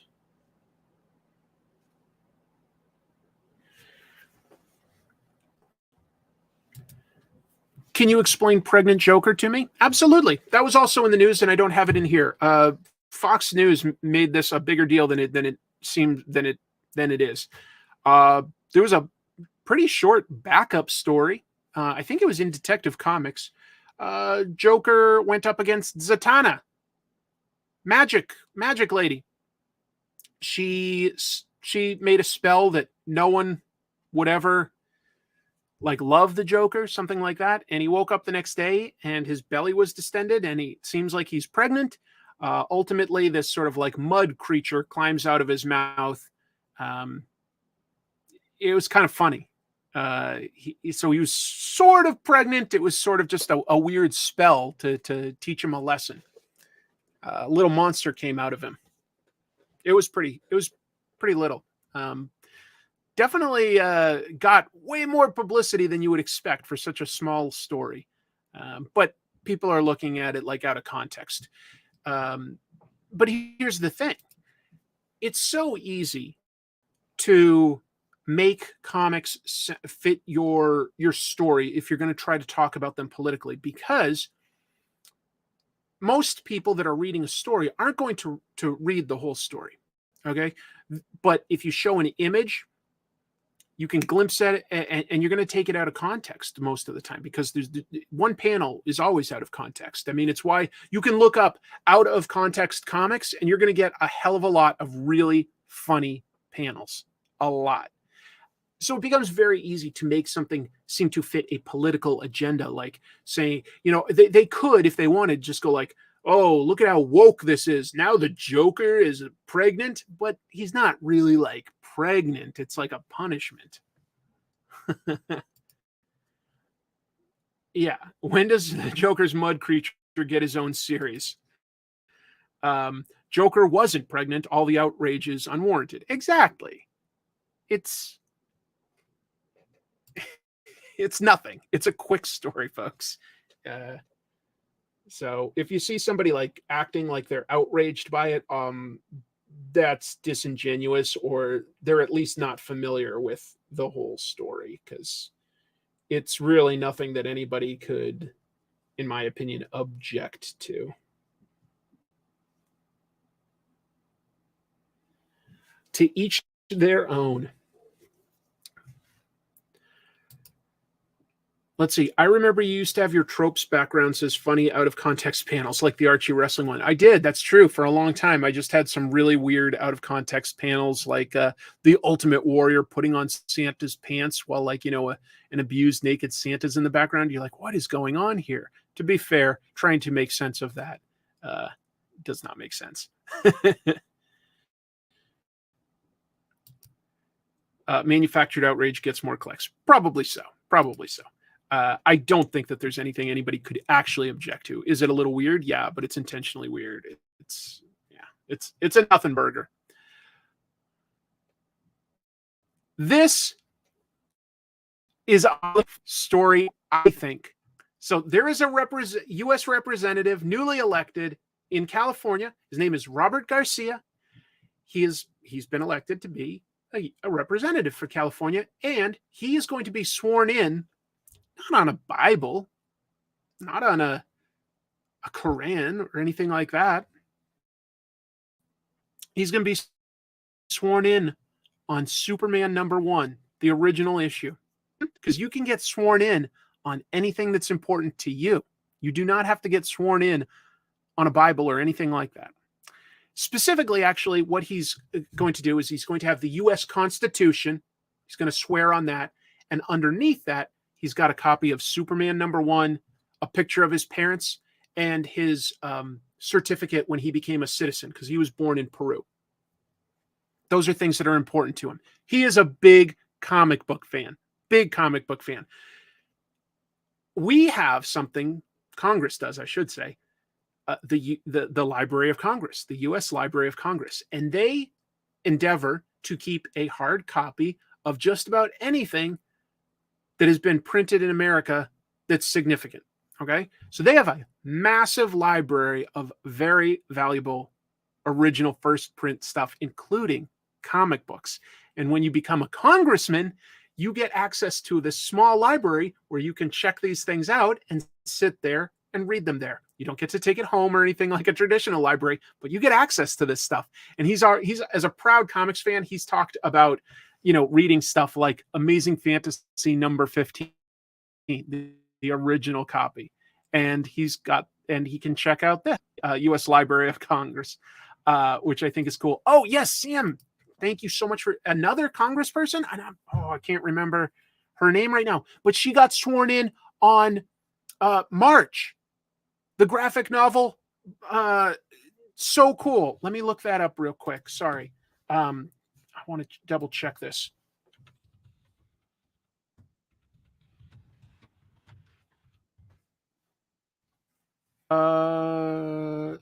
Graphic novel. I gotta put in a few more words here to figure. I should have included that in the news item. Yes. Okay. Here's what it was. Not a congressperson. A Minnesota county attorney named Mary Moriarty. She took her oath of office on a copy of March. That's the autobiography written by John Lewis, art by Nate Powell. That's awesome that people are like, that it means that much that now people are swearing themselves in on certain comic books. I think that that's so, so cool. If you got sworn into political office and you decided to swear in on a comic, what is the one comic that means the most to you? What comic book would you put there? Are we talking Bone or Watchmen or, Detective Comics number 27? What are we doing? Holy mackerel. We've got Matt Draper. He used to be the guy that made the best comic book videos on YouTube until he decided to walk away from it all. And I've obviously taken his place. So that's really nice. No, I'm joking around. Matt's awesome. Thank you for the super chat. Let's see what he says. Happy New Year. I was wondering if you've read Mickey Mouse, The Ice Sword Saga by Massimo DeVita. I just finished volume 1 and love it so far. No, I haven't, Matt. I have... Let me move something around here because I do have some old Mickey Mouse that I'm reading, but not that one. That's interesting to hear about. Let me move some comics. I've got a stack here. I got this year. I got the Fantagraphics Treasury Edition by Floyd Gottfredson, and I'm going to definitely be doing an episode about this stuff this year, folks. These comics are legit funny, and Mickey Mouse, believe it or not, used to have a personality. These days, come on, Mickey doesn't really have much of a personality, but he used to. They used to have a comic strip, and it was legit good art and funny. It's really, really cool. It's really cool. Thanks for the question, Matt. He's got some. It was originally published in Italy and was recently published in English. I'll definitely look for it. So thank you for the heads up. Yeah, during World War II, where obviously we were at war with Italy at a certain point. And before that, there were all these sort of sanctions and stuff. We weren't sending stuff to them, right? Guess what? The one thing that Italians were like, well, we can't do without this. They were still importing Mickey Mouse comics back then. That's how popular Mickey Mouse was. Up in like Finland and Sweden and stuff, it's Donald Duck. But in Italy, it was Mickey Mouse. And it's just wild to think that, we were at a world war and they were still like, well, we hate the U.S., but we kind of need our Mickey Mouse comics. We're not going to say no to those. All right. So we've got some things here, what they would like, what people would swear themselves in on. On SBX's YouTube page, there's a panel interview with a librarian from the Library of Congress who acquires comic books for the library. I love SBX. I'll look for that. Okay, these are what people would swear themselves in on if they became elected to Congress. A comic book that means something to them. So things like X-Men #1, American Splendor #1, Hellblazer or the Max, Amazing Fantasy 15, the Vampirella Gorilla cover. Thank you for the support there. Let's see.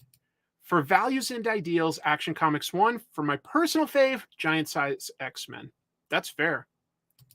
I would swear on a cheeseburger, then eat it afterwards, as it would be my lunch. The Crow, honestly.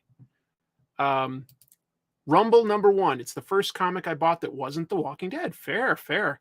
Hey, look at a bunch of people are saying this, so I'll just highlight one. I loved I think it wasn't Red December. I think it was December Evil, if I'm remembering right. Matt does some great themed months, and themed months are not easy, by the way. You have to plan ahead quite a bit.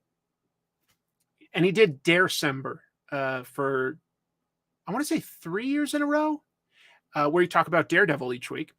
And this year, he's talking about Resident Evil. And you know what? As somebody that likes Resident Evil, thank you, Matt. I legit like it.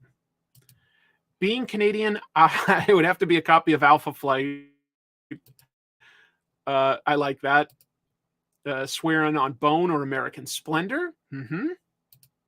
One way to freak everyone, swear on a Death Note notebook. If they knew what that was, yeah. No says a Discworld novel. Yeah, those are awesome. Those are some great ones. Oh, hold on. I get sworn in on a copy of Trencher #1. The Keith Giffen comic is from like 1993 or 4. Okay. A little obscure, but sure. Oh, look at this. A little bit of a deep pull here, too. The Big Lie by Rick Veitch. Johnny the Homicidal Maniac. That would make people question things, but that's okay. It's a good book.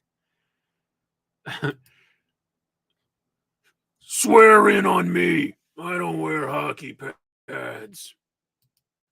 Is V for Vendetta a red flag? I would say that is an indication that you care about the people. Governments should fear their people. And Matt follows up with what I was saying, thanks so much. I highly recommend not doing themed months. It will destroy you. I've done one or two, and I agree. They are so difficult.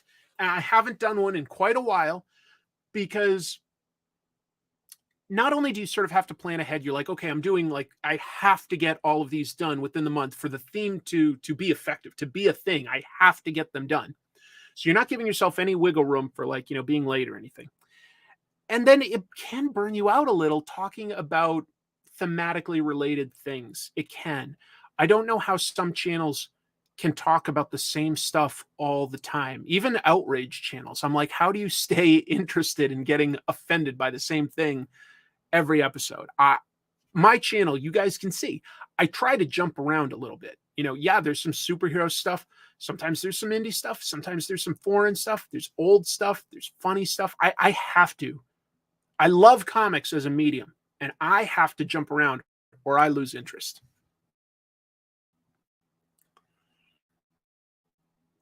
Yeah, Matt has a great channel if you don't know. Matt Draper. I've always really admired, since you're here, Matt, I just want to say, I really admire what you do. I think you are a great essayist, and I think you're a great editor. I just want to say that. And I'm pretty sure I support your Patreon. Yeah, I definitely do. I like your work. So, moving on. Let's see what other news we have. DC announced a bunch of new titles. I thought it was worth mentioning. I kind of like this artwork too for Green Arrow with a bunch of new supporting characters. He's got a big look, but we've got Dawn of DC. That's what they're saying is sort of their next era, a good jumping on point theoretically, following their Lazarus Planet event. Okay, so what do we have that we know?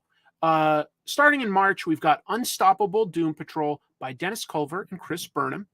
Could be good. I like Chris Burnham's art. In April, we've got Green Lantern Hal Jordan by Mariko Tamaki Artist, not announced yet.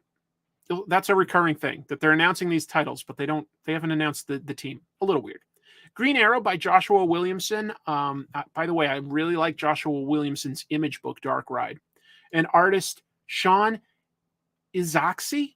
I might be mispronouncing that name, but he did this art, and I like it. I think that's interesting. And also, kudos. More people need to work in 3-point perspective into their artwork. Okay, we've got Superboy, the Man of Tomorrow, from Kenny Porter and artist Janoy Lindsay. In May, we've got a new Batman, the Brave and the Bold, and that's going to be an anthology book where Batman always teams up with a new DC guest star. That was a great book throughout, like the 70s was like a really good era, I thought. So that's going to have different creative teams on it too, but that's fun. Spider-Man teaming up with anybody, Batman teaming up with anyone, that's a good idea for an ongoing title. It's fun to see those big names team up with other big names and obscure weirdos. It's fun. Got a Cyborg book also coming in May. No creative team on that.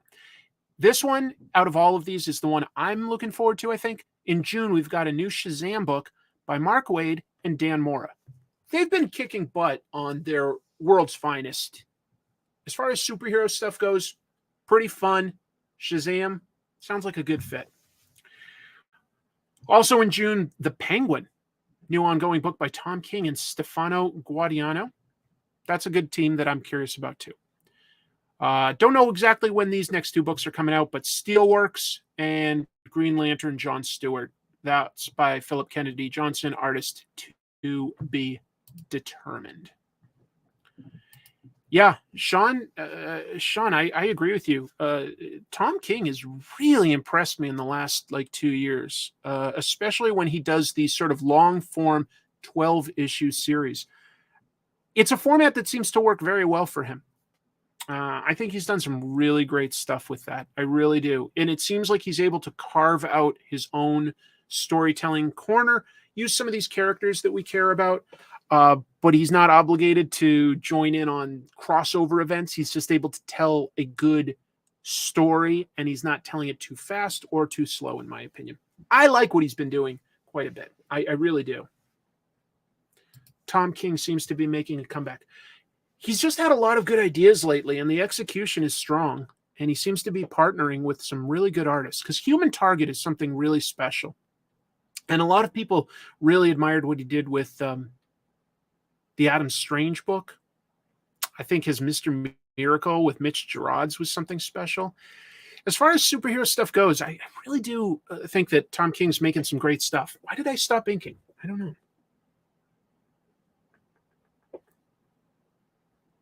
If I want to have a finished piece of art, I got to keep working on it. I can't just talk to you guys about comics. What's going on here? Ooh, Joe Dent. Taking a risk here. I'm going to watch the New Mutants film tonight. Haven't seen it yet. I didn't love it. I can't even say I liked it, which is weird because it's based on a story I like. It's got characters that I sincerely care about. New Mutants came at a time when I was sort of new to comics. I like New Mutants. I love Bill Sienkiewicz's Demon Bear art. I love a lot of the actors in this. I think that they have good actors. Boy, did I not like the New Mutants movie. Just plodding. Not great. Jim, I read Human Target this weekend. It's great. I mean, and let's give a lot of credit to Greg Smallwood. He's doing some very heavy lifting there, making us care about the characters and giving it just as a tone and an ambiance, but it's great. Look, just my opinion, but I don't know. Is anybody out there going to say that they did like the New Mutants movie? Because I did not.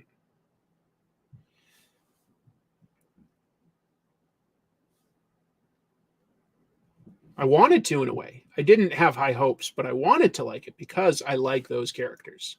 I really do. I think Chris Claremont did good with them. I think Louise Simonson did good with them. Wait, was it Louis? Yeah, I think it was Louise Simonson.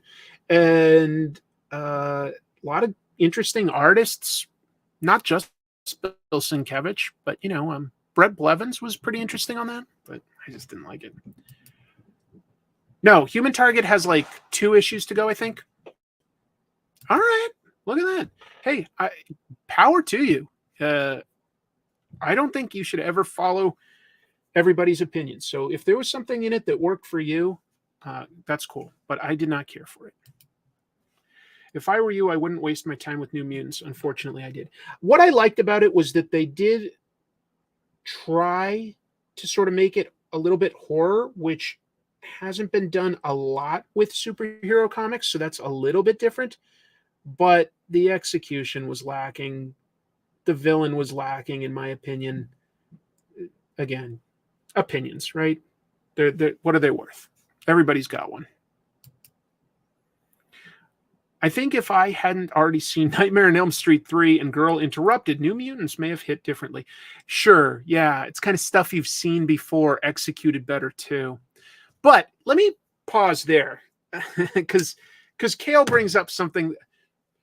Sometimes you get something that's been done before, isn't that original, but the execution can still be pretty good. An example I'm going to say to that, I went and saw the movie Megan. Now, I won't spoil it, but I went in with very low expectations. Traditionally, stuff released in January is not stuff studios are supporting too much. They're sort of it's the dumping grounds. And we've seen Evil Dolls, Chucky, Twilight Zone. We've seen evil AI and robots, Terminator and stuff. Megan entertained the hell out of me. First of all, it is intentionally funny. And you can tell that from the very first scene. It can be pretty funny sometimes. Are the scares huge? No, they've toned it down to a PG-13. It still works pretty darn well, I thought. I know. I did not expect that. I thought it was really, really entertaining. I would recommend seeing it as a matinee. I really would. So, yeah, I agree. The TV series is kind of fun. Now, you have to kind of already be invested in the lore because it pulls from 7 different movies, but it's all written by the same guy, so it's consistent. I kind of like it.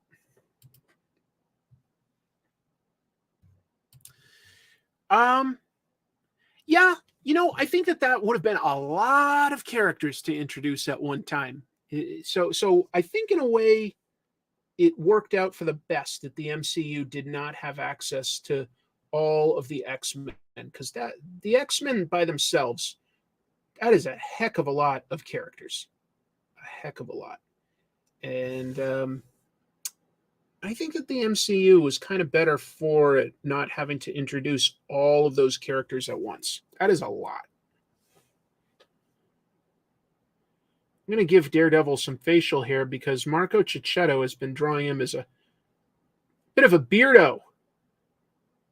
Right?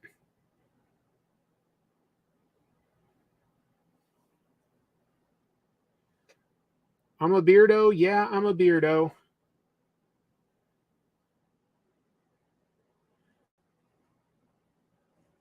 Something like that, anyway. What else do we have? Megan 2 is in talk. I could see Megan becoming the new Chucky. I hope they don't make too many, but honestly, for what it was, I liked it. I liked it.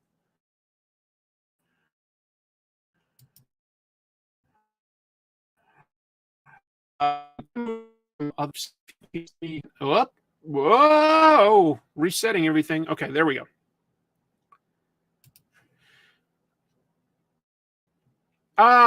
Unfortunately, Marvel has canceled the Hulk series. But I think it makes sense when you hear some context for it.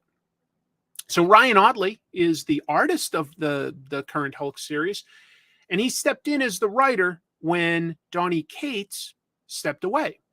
Ryan Ottley is finishing the whole thing as both writer and artist. And, more power to you, Ryan. Good for you for stepping up and trying something maybe slightly out of your comfort zone and giving the fans some closure. But perhaps it's not surprising. Marvel has said that when that story arc ends, which is issue 14, they're ending that title. And look, they'll probably relaunch it, but I guess they don't have an immediate plan. So they're just They're canceling Hulk for now. By the way, I think he deleted the post, but there was a reply where Donnie this past week basically said that he is getting a divorce. And so I think that makes sense why now, he stepped away from books like Thor and Hulk suddenly, and it didn't seem like there was any hard feelings on Marvel's end. It looks like the guy's going through some personal stuff. Hope he gets through it okay. I think he's a talented guy. I personally didn't love the Hulk run, but I have liked a lot of other stuff that he's done. I think Vanish is pretty cool right now. Anyway, so Ryan Ottley, by the way, has also announced that he plans to next, as soon as he wraps up this Hulk arc, that he's going back to creator-owned comics. He hasn't said specifically what it is, but he's doing another creator-owned comics project. So, this is harsh. This was the most mediocre Hulk run in decades. Well, mediocre is worse than bad. Look, I didn't love the premise, but I have nothing bad to say about the art. I think it makes Hulk look pretty cool art-wise, so it's at least got that. What are we looking at here? You're looking at an evil version of the Hulk stomping Bruce Banner Hulk. Bruce Banner has vented strategy on the Hulk, and his personality essentially pilots the Hulk. And he's got the Hulk personality mentally sectioned off in sort of an engine room. And the angrier he gets that personality, the more it fuels the body of the Hulk. But it is Bruce Banner piloting it. Pretty wild.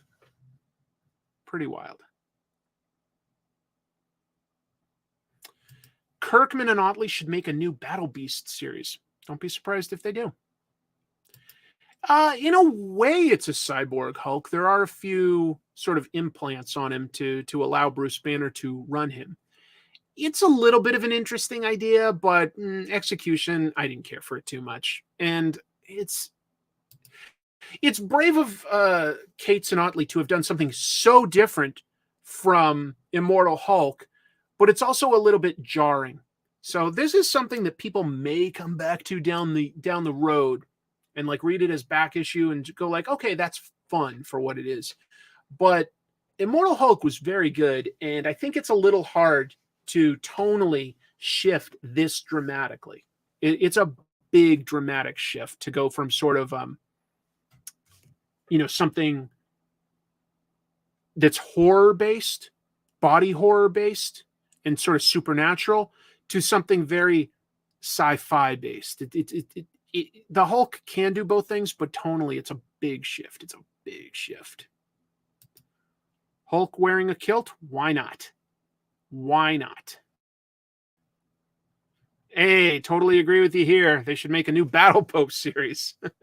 Oddly was never the artist on Battle Pope, by the way. That was Tony Moore, and then some backup stories and stuff by guys like Matt Roberts on Manifest Destiny. Corey Walker did some. Bunch of great, talented people. EJ, did you ever draw a Battle Pope story? I don't think you did, but I'm trying to remember like all the Battle Pope stories. Anyway, yeah, Battle Pope was fun if you've never read it. Battle Pope is fun. Moving on.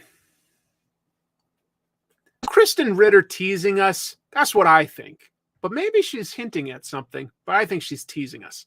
She posted this photo this week, working out at a gym. She, of course, well known in comics world for playing Jessica Jones. By the way, I think she did a good job as Jessica Jones. The first season of Jessica Jones, good. Next two, I wasn't as into. I think there were too many episodes. It was a little slow. But I liked the first season. I did. And I thought she was a good Jessica Jones. I do. But she posted this of her working out. And if you look closely, this, by the way, what logo is that? That's the Daredevil logo. Could they be bringing her back into the MCU? They've obviously brought back Charlie Cox as Daredevil and Vincent D'Onofrio as Kingpin into the MCU from the Netflix series. Oh, look at that. Yeah, you did. That's right. There was that manga-esque Battle Pope story. Thanks. It was in the back of my mind. I was like, I think EJ drew it, but it wasn't coming to me. It's been a long time. It's been a long time. Let's see. Have you ever read Robert Kirkman's Super Dinosaur series? Whatever happened to that series? It wrapped up. It told a complete story, just like The Astounding Wolfman. And yes, I read it. Robert has always sent me all of his comics to proofread since the Battle Pope days. So I've definitely read everything he's done. Everything. I would be up for Krysten Ritter returning to the MCU as Jessica Jones. I think that would be a character, and I would love to see her integrated with, being best friends, say, with Carol Danvers or something like that. Working at the Daily Bugle, things like that. I would like to see that. I would. If they want to recast Iron Fist, I'm okay with that. If they don't, please give that guy a lot more training. Please give the stunt coordinators time. My understanding is that the biggest problem with at least season 1 of Iron Fist was that it went into production and went through production very quickly. It gave the stunt and fight coordinators very little time to fashion fight scenes. And the one thing Iron Fist should have going for it is good fight scenes. So it needed more time. Who knows? Maybe Finn Jones could nail it with a little bit more time, but I don't think that they gave him enough time. I do think season 2 was an improvement. I watched season 2 thinking, like, am I going to get through this? I thought season 2 was better. Now, one thing they did that was smart, they gave a lot more screen time to Colleen Wing, played by Jessica Hennick. She's a good actress. If you've seen her recently in Glass Onion, she takes a pretty small role and still does something special with it. Yeah, second season was way better. I agree. Isn't it interesting? But of course, most people had bailed, but season 2 is pretty good. They also give you an actual enemy. Steel Serpent is interesting.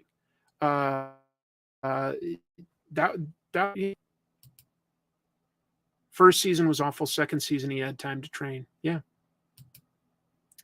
What format were the books you proofread? Was it just the script of almost completed comic book?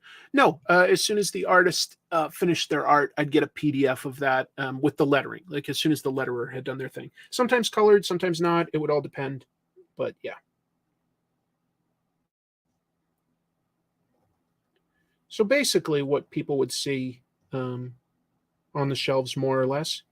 And when I say proofread, all I was doing was looking for spelling errors or really glaring continuity things that could be fixed.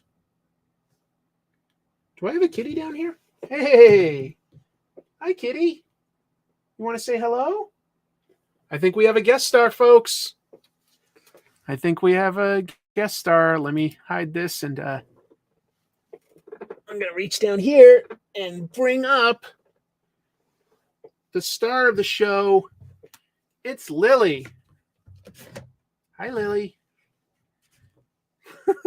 She wants to play with my feet. She's batting them around. I thought I could introduce her to you guys and we could have a fun kitty cameo, but she just wants to play down there. So there's no controlling her. Hi, pretty girl. You looking at me? You want to come back? She's looking at me and blinking. Close up, please, says No. Lily, would you like to be on the show? No, folks, she's leaving. There's no controlling them. There's no controlling them. A cat meow by Lily, yes. She batted my feet around a little and then decided that she was done for the day. Sorry, I would love to share her playful spirit with you all, but she has decided there's other things worth exploring in the house. Are your cats adopted? No, I birthed them myself. Zatanna cast a spell. They came out of my mouth as a mud baby, and then they solidified into final form. It was good. Yeah. Cats going off script? Not a designer cat, just something called a Bengal. They're smart, maybe a little smarter than the average house cat. That makes them a little more active and energetic because they need to sort of be entertained and play a lot. But it's very entertaining. Thanks, Andy. Yeah, it was a lot to go through, but I'm proud of myself too. I gave birth to them.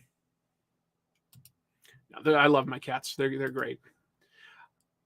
We've got some MCU rumors, and this stuff's bonkers, folks. When I am going to go over these, take this with a whole salt shaker, not just a pinch of salt. Take a whole salt shaker here. Tell you what, I'm going to do it like this. I was hoping that I could make myself a little bigger.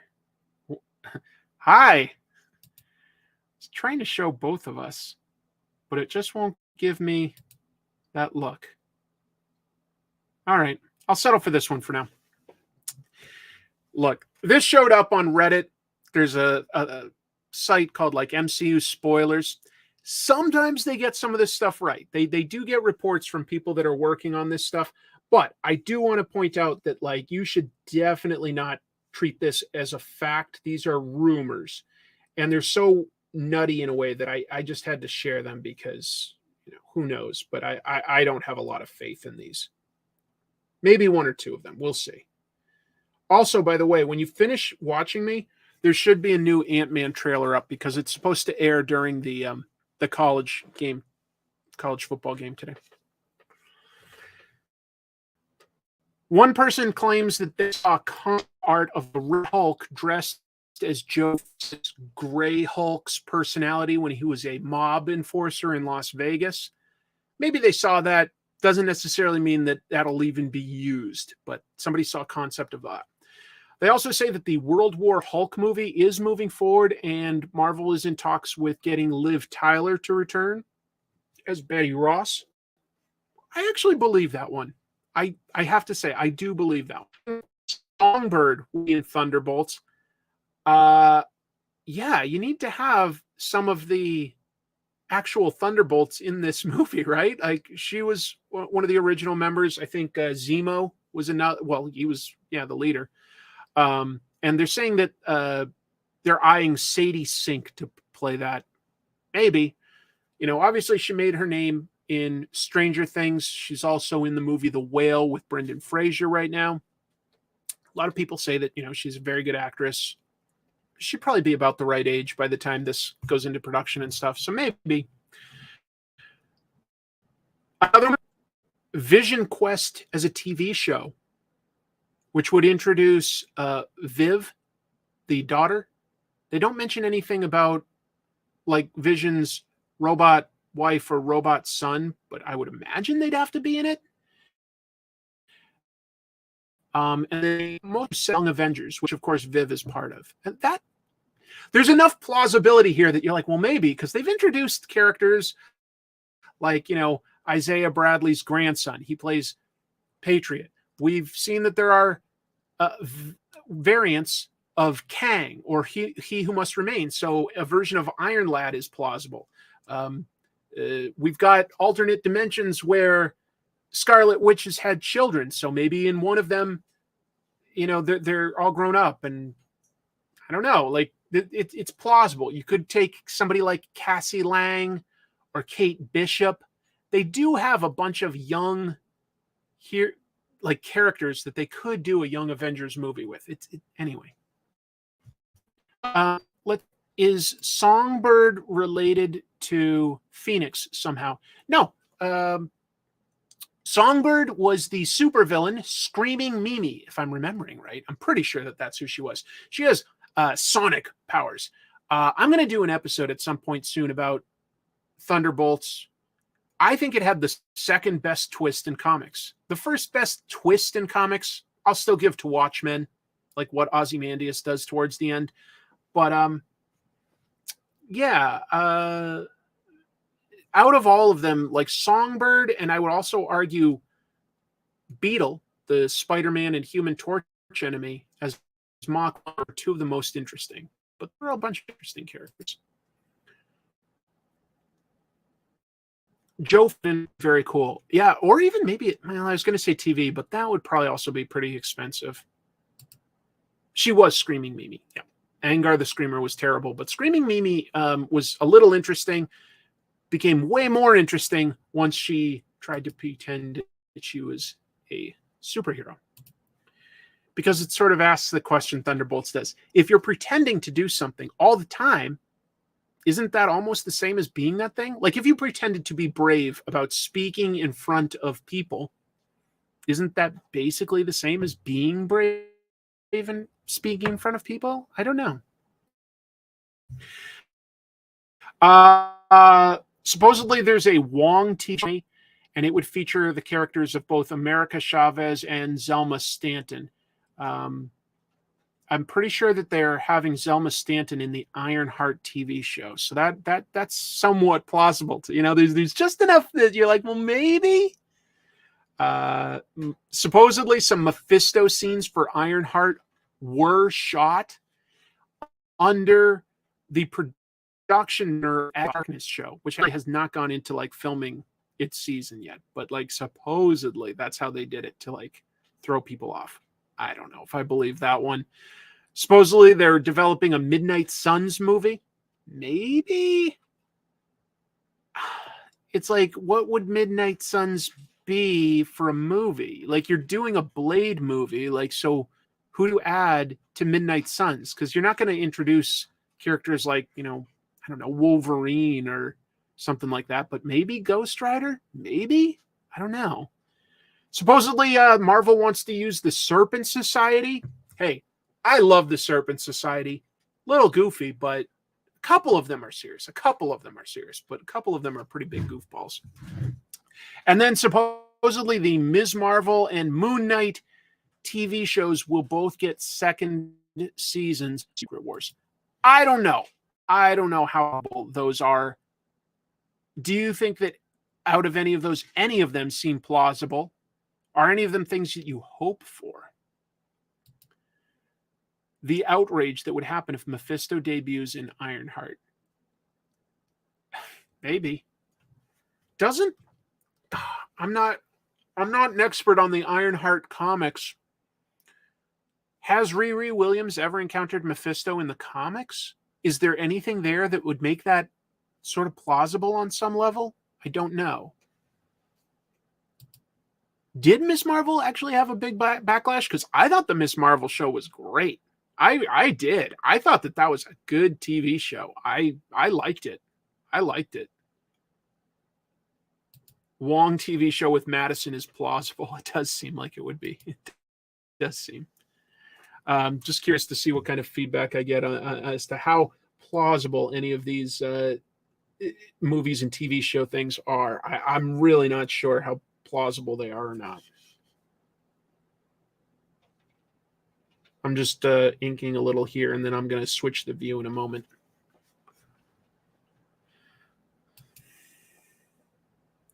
Didn't what ended up happening in Civil War was first planned to be about the Serpent Society? Was it? I don't know anything about that one. That's an interesting idea, Marcelo. I've never heard that.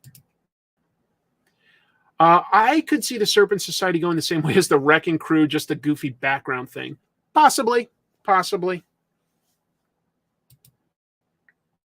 Let's see. I don't think so. I meant it more as I'm surprised. Wait, hold on. I got to highlight this one. I'm surprised there hasn't been more talk about an Agents of Atlas show.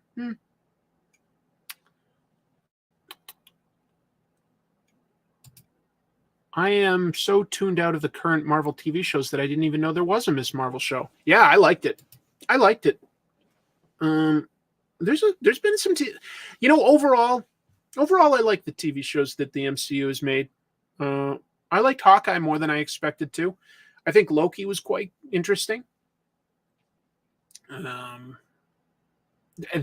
Werewolf by Night special, that was a blast. That was legit, really, really strong.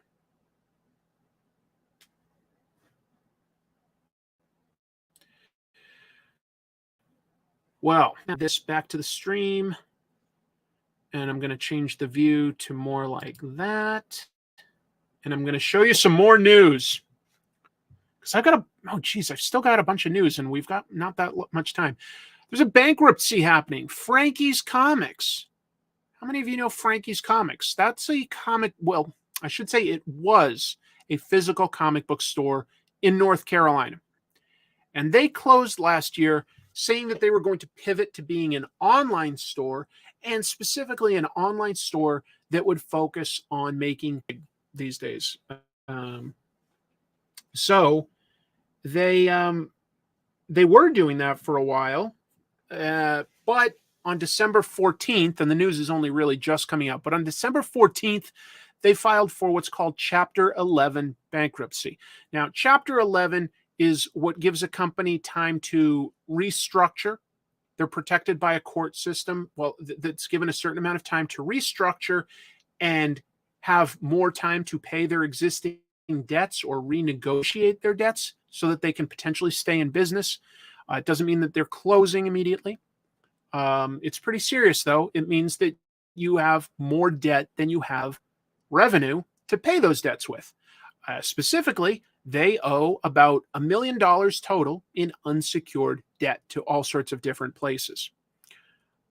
Chapter 11 is going to hopefully give them time to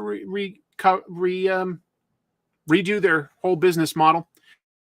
What you see on the right here, that's a variant cover that Frankie's Comics did for the Mary Jane and Black Cat comic.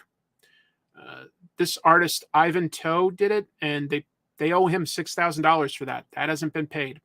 That is not their biggest debt, but it is one of them. So there's just been this trend lately, it seems like, for companies to have issues paying the talent. Not great. But there can be extenuating circumstances there, and I'm trying to acknowledge that. Has anybody shopped at Frankie's Comics, either the physical store or online?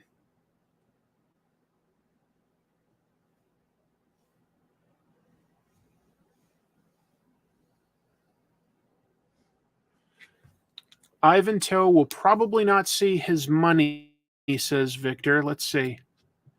As they would probably pay off the bigger debt first. Yeah, they probably will. He's something like out of, we'll just say like about 30 debtors or something like that. He is somewhere like number 5 or 6. But we'll see. Can't say that I've shopped there. Okay, that's fair enough. Just curious. Thought it was worth mentioning. I hope they can restructure. That's people's livelihood. That's their job. And the more comic book stores in business, like the better for all of us as comics fans. But we shall see.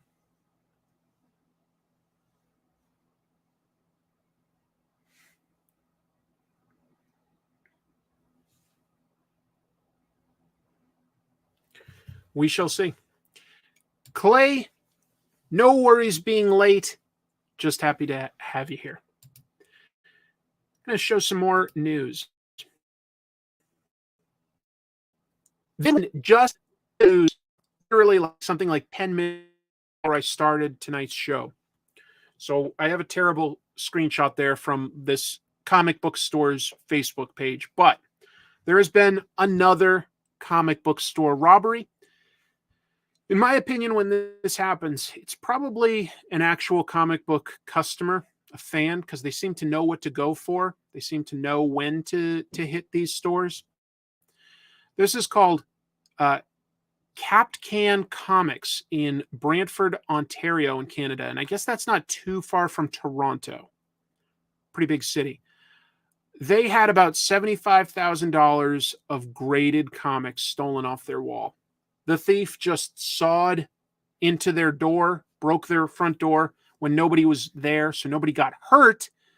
But they just like in about 45 seconds, they just snatched all the graded comics off the wall they could.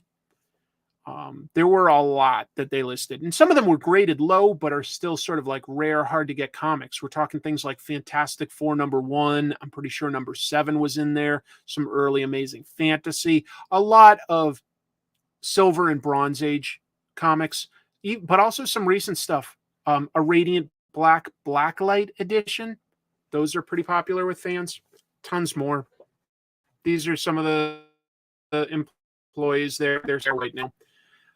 They've reported it to the police. They've got serial numbers on the back, but I don't know. I feel like when you do this, that maybe the criminals would like be smart enough to just crack it out of the case and sell it. Because, you know, if you keep it in the case, that's a good way for the police to easily tie it to you.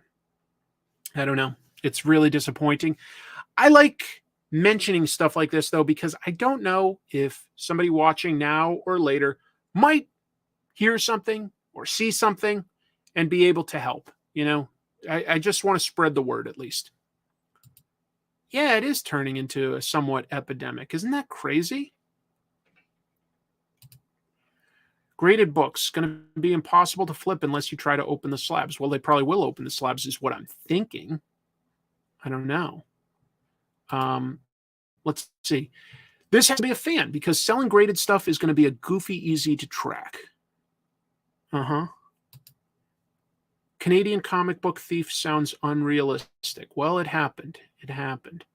Naive Steve adds, I hate hearing about stolen comics, genuinely disgusted. It hurts to hear. It hurts to hear. I want comic book stores to do well. That's how I love going to the comic book store. That's a person who knew what they were looking for. That's awful. I think they did. I'm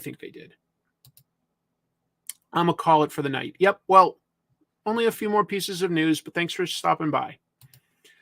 Just hold up a Hasbro truck for plastic. Easier way to flip. No slab means it's worth a lot less. Yeah, but when you're getting it for free, these are still valuable comics, aren't they? So who cares if you're taking like, you know, a hit on what they're worth if you can turn it over fast. You grab the slab because you know that they're valuable. Open it up. Sell it.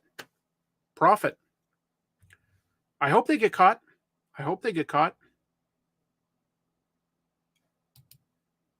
Wow, 3 comic stores in walking distance? You are lucky. That's really nice to hear. Is it possible that an underground market for stolen comics exists? Of course. Absolutely. Absolutely, says I.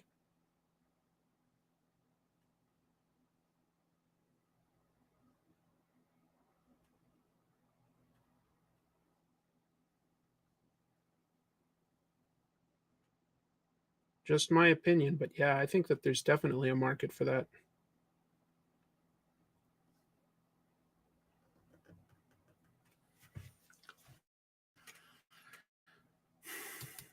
The Fantastic Four #1 was apparently worth $24,000 by itself. So even ungraded, it's still going to be worth a heck of a lot. That sucks. Comic book fans preying on comic book fans. Isn't that awful? It is. We need to be more of a community and take care of each other. But you know what? Somebody's obviously desperate. So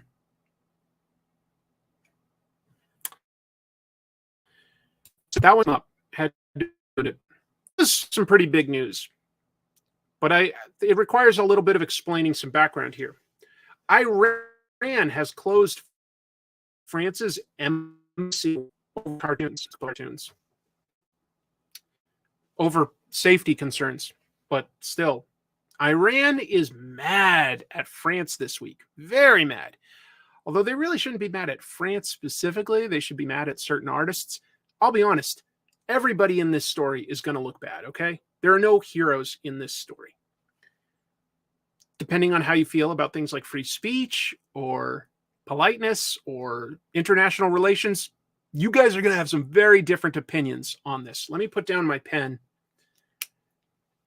I'll go back to inking in a little bit. But Iran has been dealing with protests for the last 4 months. In case you're not up to date on this, there was a woman named Masha Amini.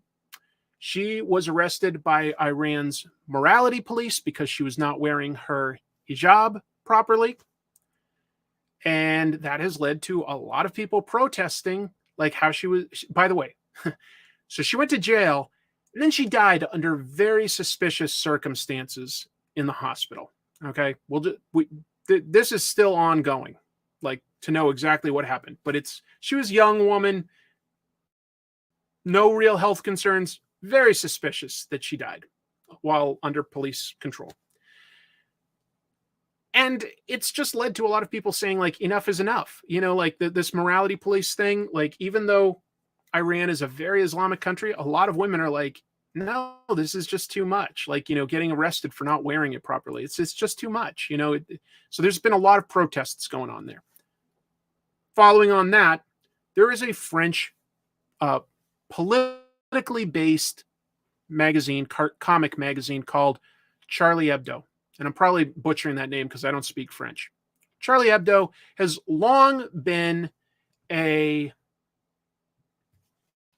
how do I even put this? They make comics that are meant to get big reactions. They are proudly atheists, and I don't think that that's a bad thing, but they go after a lot of politicians. They go after a lot of religion, and things get heated. How heated? I mean, back in 2015, if you remember, Charlie Hebdo was attacked by Islamic terrorists, and they killed a bunch of the staff. So now Charlie Hebdo does not publicly reveal where they work out of, but they are a French cartoon magazine. It is on the stands. They produce some very very charged comics, okay? And what they did recently is, based on all of these protests, they had a contest to draw satirical versions of Iran's supreme leader, Ayatollah Khomeini. Iran did not take this well, and they went out into the streets and started burning French flags. Iran, the government, was like, what are you thinking? Like, this is not okay. And they closed down the French embassy in Tehran, temporarily, I guess, for safety concerns. They also closed a French research institute that's been there since 1985. I think that France and Iran have been working on archaeological stuff together since 85, somewhere around there. And they were just like, nope, we're done working with you. If you guys are going to publish a magazine like this, we're done. Look, some religious people do not have a good sense of humor about this stuff. And that doesn't necessarily make it right, but you also sort of have to acknowledge that it's a real thing, and that if you make these insulting cartoons, you're going to get this kind of reaction. I'm sure that the people making Charlie Hebdo knew that this would happen, which puts people in danger. They're not the ones threatening people, so they're better on that regard, but they are creating an incisive situation. I don't know what to say. So, very provocative, very provocative. I think, France has said, hey, we support the right to free speech. This magazine can be published. We're not going to shut them down or anything like that. The French government is not going to step in and say, you can't make this cartoon magazine. But boy, they knew that it would create quite a reaction, and it definitely has. So far as I know, nobody has been hurt so far over this. So that's good. That's good. Hopefully nobody gets hurt over comics. Incendiary. Thank you, Stephen. Yes. I think it's valid to make this magazine. I do. I also think it's valid to protest the magazine. But I don't think it should be done violently at all. Of course, I don't. That is a good question, Victor. I do not know the answer. Is it sold in Iran? Probably not. Probably it isn't. I pronounced the Hebdo without the H. That makes sense. I don't know French at all. I want to go to France. I'm nervous because most countries I can at least try to say basic phrases, and I seem to people seem to appreciate when you say things like thank you and please and ask for a menu item. My experience with French people that they do not like it when we butcher their language. But anyway, Iran needs to grow up. Well, yeah, that's the thing, Mark. If you look at the history, it isn't even that long ago that Iran was pretty liberal. There's look, it's more than I can get into right now. The politics in the Middle East are very complex. I will say that unfortunately, the U.S. has inserted itself to sort of prop up certain leaders, and that has not always long-term paid off very well. So we have created a lot of anger and that was not there. Like a lot of the Middle East used to be a lot more chill if we can go back at this point about 70 to 80 years. It was a lot more chill. Not so chill now. Okay. Victor says, if I'm going to France, I recommend that you watch the Alec Baldwin SNL sketch where he plays a French teacher. Okay. And Beowulf is helping pronunciation of this magazine. Charlie Hebdo. Oh. Yeah. I'm trying not to like make this a whole lesson, but this is about comic books, and it's pretty wild stuff right now. Pretty wild stuff. I don't know. I assume that this is what the cartoonists sort of wanted, and I just hope that nobody gets hurt. I hope nobody gets hurt. Yeah, by the way, as long as we're talking comics and Iran, Steven, great idea. I love the book Persepolis. Great comic book. Was created into an animated movie that's also really strong and very loyal to both the style and the substance. Great book. Sorry, Matthias also says it. If you want to know more about the political history of Iran, I recommend Persepolis by Marjan Satrapi. It's a good comic book, folks. Really good comic book. Really good. Yeah, it does help educate you a little bit. And gives you like just somebody's personal experience, and like, yeah, it's good. It's real good. Anyway, we'll move on. As long as we're talking foreign stuff and talking French foreign stuff, boy, France loves its comic books, and God love them for it. Bande dessinée, right? Comics dominated France's best-selling books list for 2022, which I just think is always awesome. The one you see at the right there was like their best-selling book of the year, which is a comic book. 18 out of the 50 slots for best-selling book of the year were comic books. And this is the best one, which is Le Monde Sans Fin. I don't know. I know some Latin, so I'm thinking that that says something like the world at the end, or the world's end, something like that. Somebody out there probably speaks or reads French. The world, sans probably means without, so it probably means the world without end. That's probably what it means, but that's me guessing just based on the Latin that I know. I don't know French. Anyway, hold on, let me see. A couple people saying the world without end. Yep, okay, without end. Yep, okay, thank you. A bunch of you did know. Thank you very much. World without end. Nice. I'm glad I could at least reason it out, Sometimes learning Latin is useless. Sometimes it helps me know a few other languages. I can sort of like work out like what the base word is. It's tricky, yeah. Anyway, yeah, sold 514,000 copies. This book did. It discusses climate and environmental issues, real world things, but in a comic book format, and it was really popular. It was a huge hit. I bet you anything it gets translated into English and brought here in Canada and England, Australia, New Zealand, all those places. Some other books that were in there, of course, there were a lot of locally produced French comics, but a few manga as well. One Piece, Naruto, and Spy Family all made the top 50 list. All of them were like top sellers for the year. So obviously a lot of people there enjoying manga. I didn't see any American comics this year in the top 50 list. Maybe next year. But it's just cool that there's a country that appreciates comics that much. France has always really appreciated comics.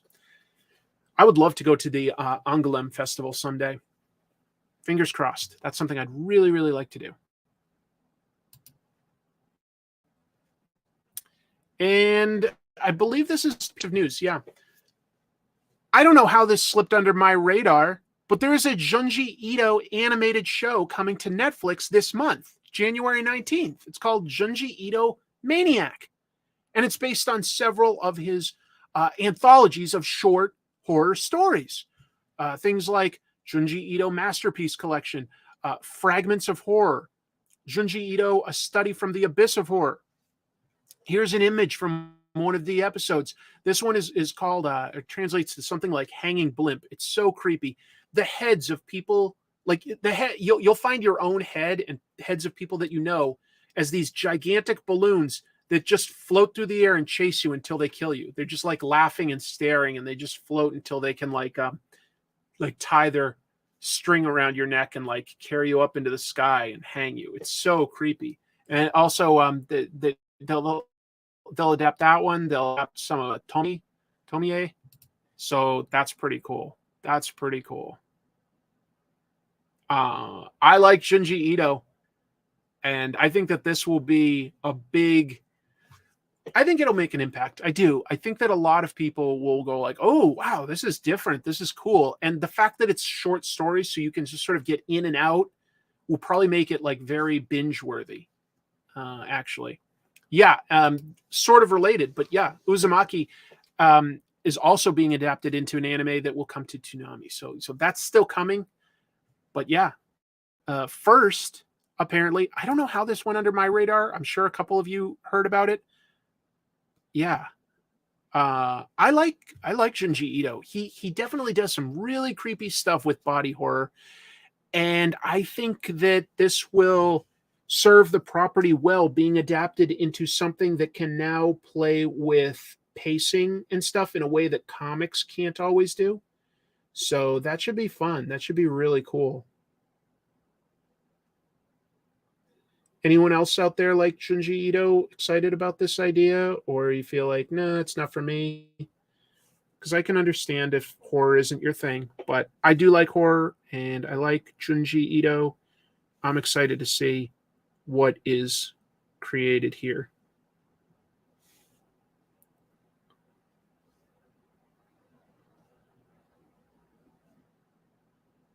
Since that was the last piece of news, I'm actually going to take that out and switch to a different view.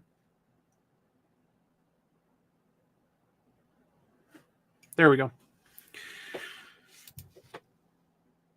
Not crazy with animated adaptations. His comics are difficult to adapt.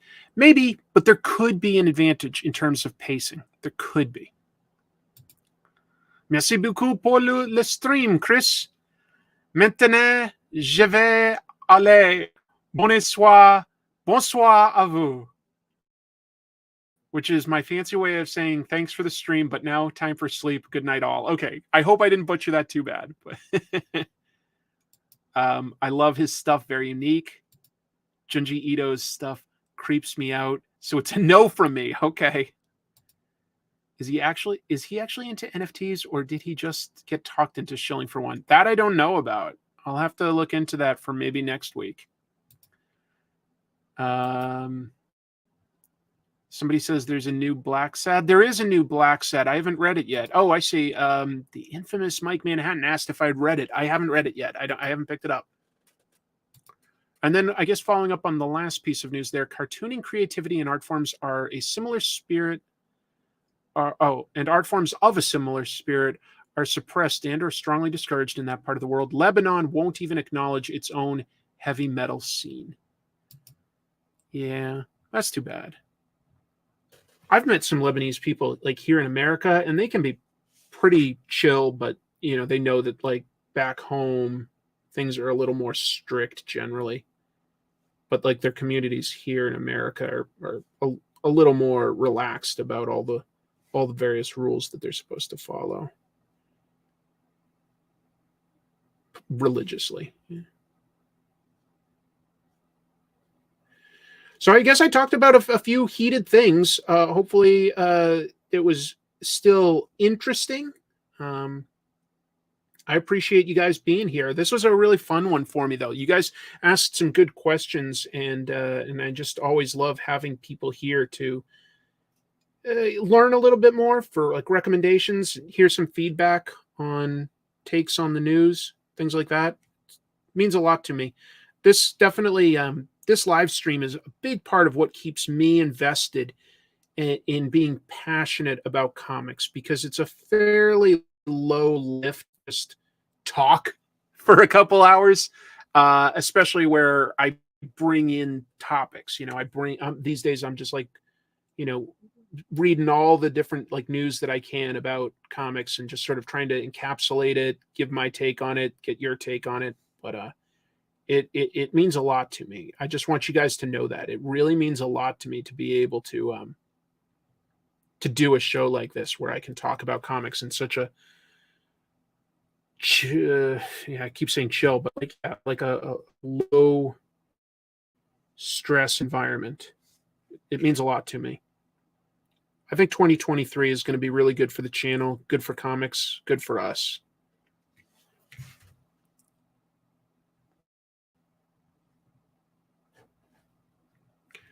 Let's see. New Black Sad is part 1 of a 2-parter. Oh, that's going to be tough to wait for. Maybe I'll just be patient, wait till both parts are out. I don't know. Black Sad would make a great animated TV series or movie if they could do it like, with, Disney level animation or something. Let's see. Apparently the new Ant-Man trailer doesn't drop until 10:30 Eastern time. Yeah, because I think it's going to be during the third quarter of the game. I don't know where the game is right now, but it's probably pretty close to the third quarter by now. So it's probably not too much longer. Wow, Mandela Butterfly, that's so nice of you. Super chats make a big difference. It let me upgrade my internet connection because you guys were kind of that.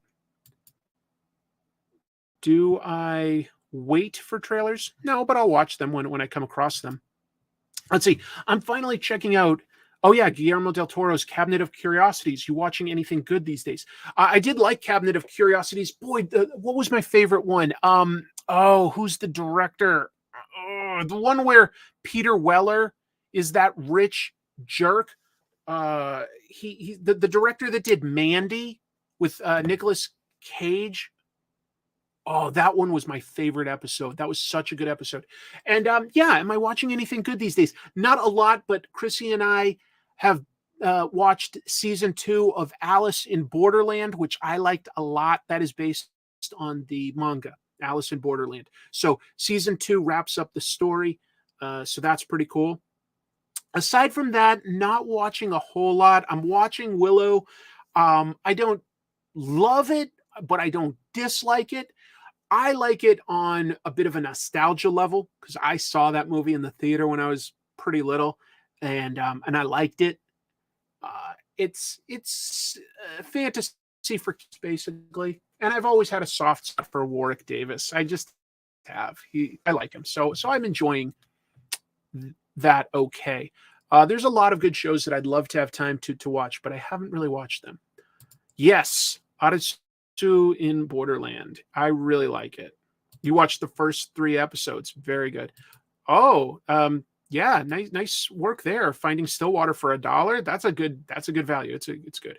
What's the scariest Junji Ito story? Other than Amagara's fault, I'd say it's Hellstar Remina. Uzumaki does a lot for me. I found that pretty creepy. Spiderfell, super chat here from Spiderfell. Thank you. My sister says I loved Willow the movie as a kid. I don't know if I remember loving it, but I did like it. I don't remember. It's possible I did when I was younger, and I'm not really remembering that as well. Did you like it, Jeannie? Andy has a recommendation. Let's see. I watched a great Netflix show called The Recruit. Aside from the cliffhanger ending, it was very fun. Okay, The Recruit. Got it. I'll note that. I'm trying to think if there's anything else that I've been meaning to watch. Yeah, I can't really think of something right now. I guess it's a little bit of a dead spot for me. This is an interesting question. Xavier asks, is there any non-comics YouTube channel that I watch? Yeah, definitely. To be honest, I don't watch a lot of comic book YouTube channels. Not a lot anyway. I'll watch them little bits so that I can just sort of, because I appreciate, the work done by guys like Matt Draper, Cartoonist Kayfabe Boys. What's another comic book one that I watch? Sometimes I've watched Owen Likes Comics. He does some good essays. Xavier Mendoza. He has a really good episode out right now about the Ultimate Spider-Man cartoon, sort of giving it a light defense. I hadn't watched that cartoon, but I found that episode very entertaining. But I don't watch too much comic YouTube. I watch more non-comic YouTube. Red Letter Media for like movie reviews and just humor in general. I love those guys. What else do I watch? I watch H3. I'm wearing Teddy Fresh right now, so maybe that's not a surprise. I watch Ethan Klein on H3. I find him very, very funny. Is there anything else that I watch regularly? I just look for essays mostly. Every once in a while, like I also, who I like? What's his name? Trying to think of a YouTube channel name. He does these voices and gets calls from call centers that are scamming like elderly people. And he does a really good job stringing them along and keeping them on the phone as long as possible with really ridiculous scenarios. I tend to laugh at those, but I'm forgetting I'm forgetting that channel right now. I watch Daniel Warren Johnson when I can. Absolutely. I'm a huge fan of him. I knew that was Teddy Fresh. I like Fresh. I like their style. Kit Boga. Yes, thank you to Chad and the Beowulf.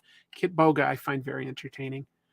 I don't know if there's that many that I subscribe to that I watch regularly. I've plugged before my friend Hooded Cobra Commander 788. He does G.I. Joe vintage toy and comic reviews, that like 80s, 90s era. I really like that because it's just something I like. And I like the show Peg Warmers. That's where a guy named Kevin talks about vintage toy lines, sometimes modern toy lines too. That's about everything I watch regularly, I think. And then I just try to come across interesting essays and stuff. If somebody's done an essay on, I watch Angry Video Game Nerd. I guess I forget because I've literally been watching him since before YouTube was a thing. But I watch Angry Video Game Nerd. And honestly, you know what? I think in 2022, James Rolfe improved the show a bit. I think, it wasn't necessarily as funny as it had been for a while when he added these like art where, but I think he got a little more passionate last year, and then the show got a lot better.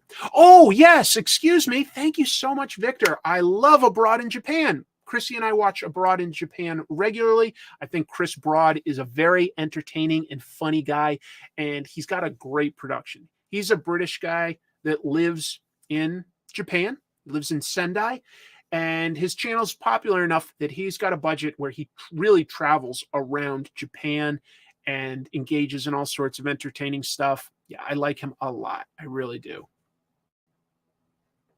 I really do. That was fun to talk about. I like YouTube. I do watch a lot of YouTube. Do I plan on going to any cons? Yeah.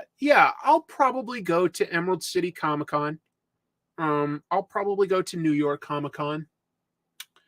I don't know what other ones I'll necessarily go to. If I was invited and, given a flight and a hotel, I'll go anywhere. I'll go to San Diego or Kansas City or Denver or Toronto, but that's not super likely to happen. But yeah. Well, it looks like this is where I lose everybody because, folks, the new Ant-Man trailer is up. By the way, isn't it clever that they worked in a title, Quantumania, man within that, like Quantumania. I was like, that's kind of clever. That's clever. A watch along. I don't know how to add audio when I play a video.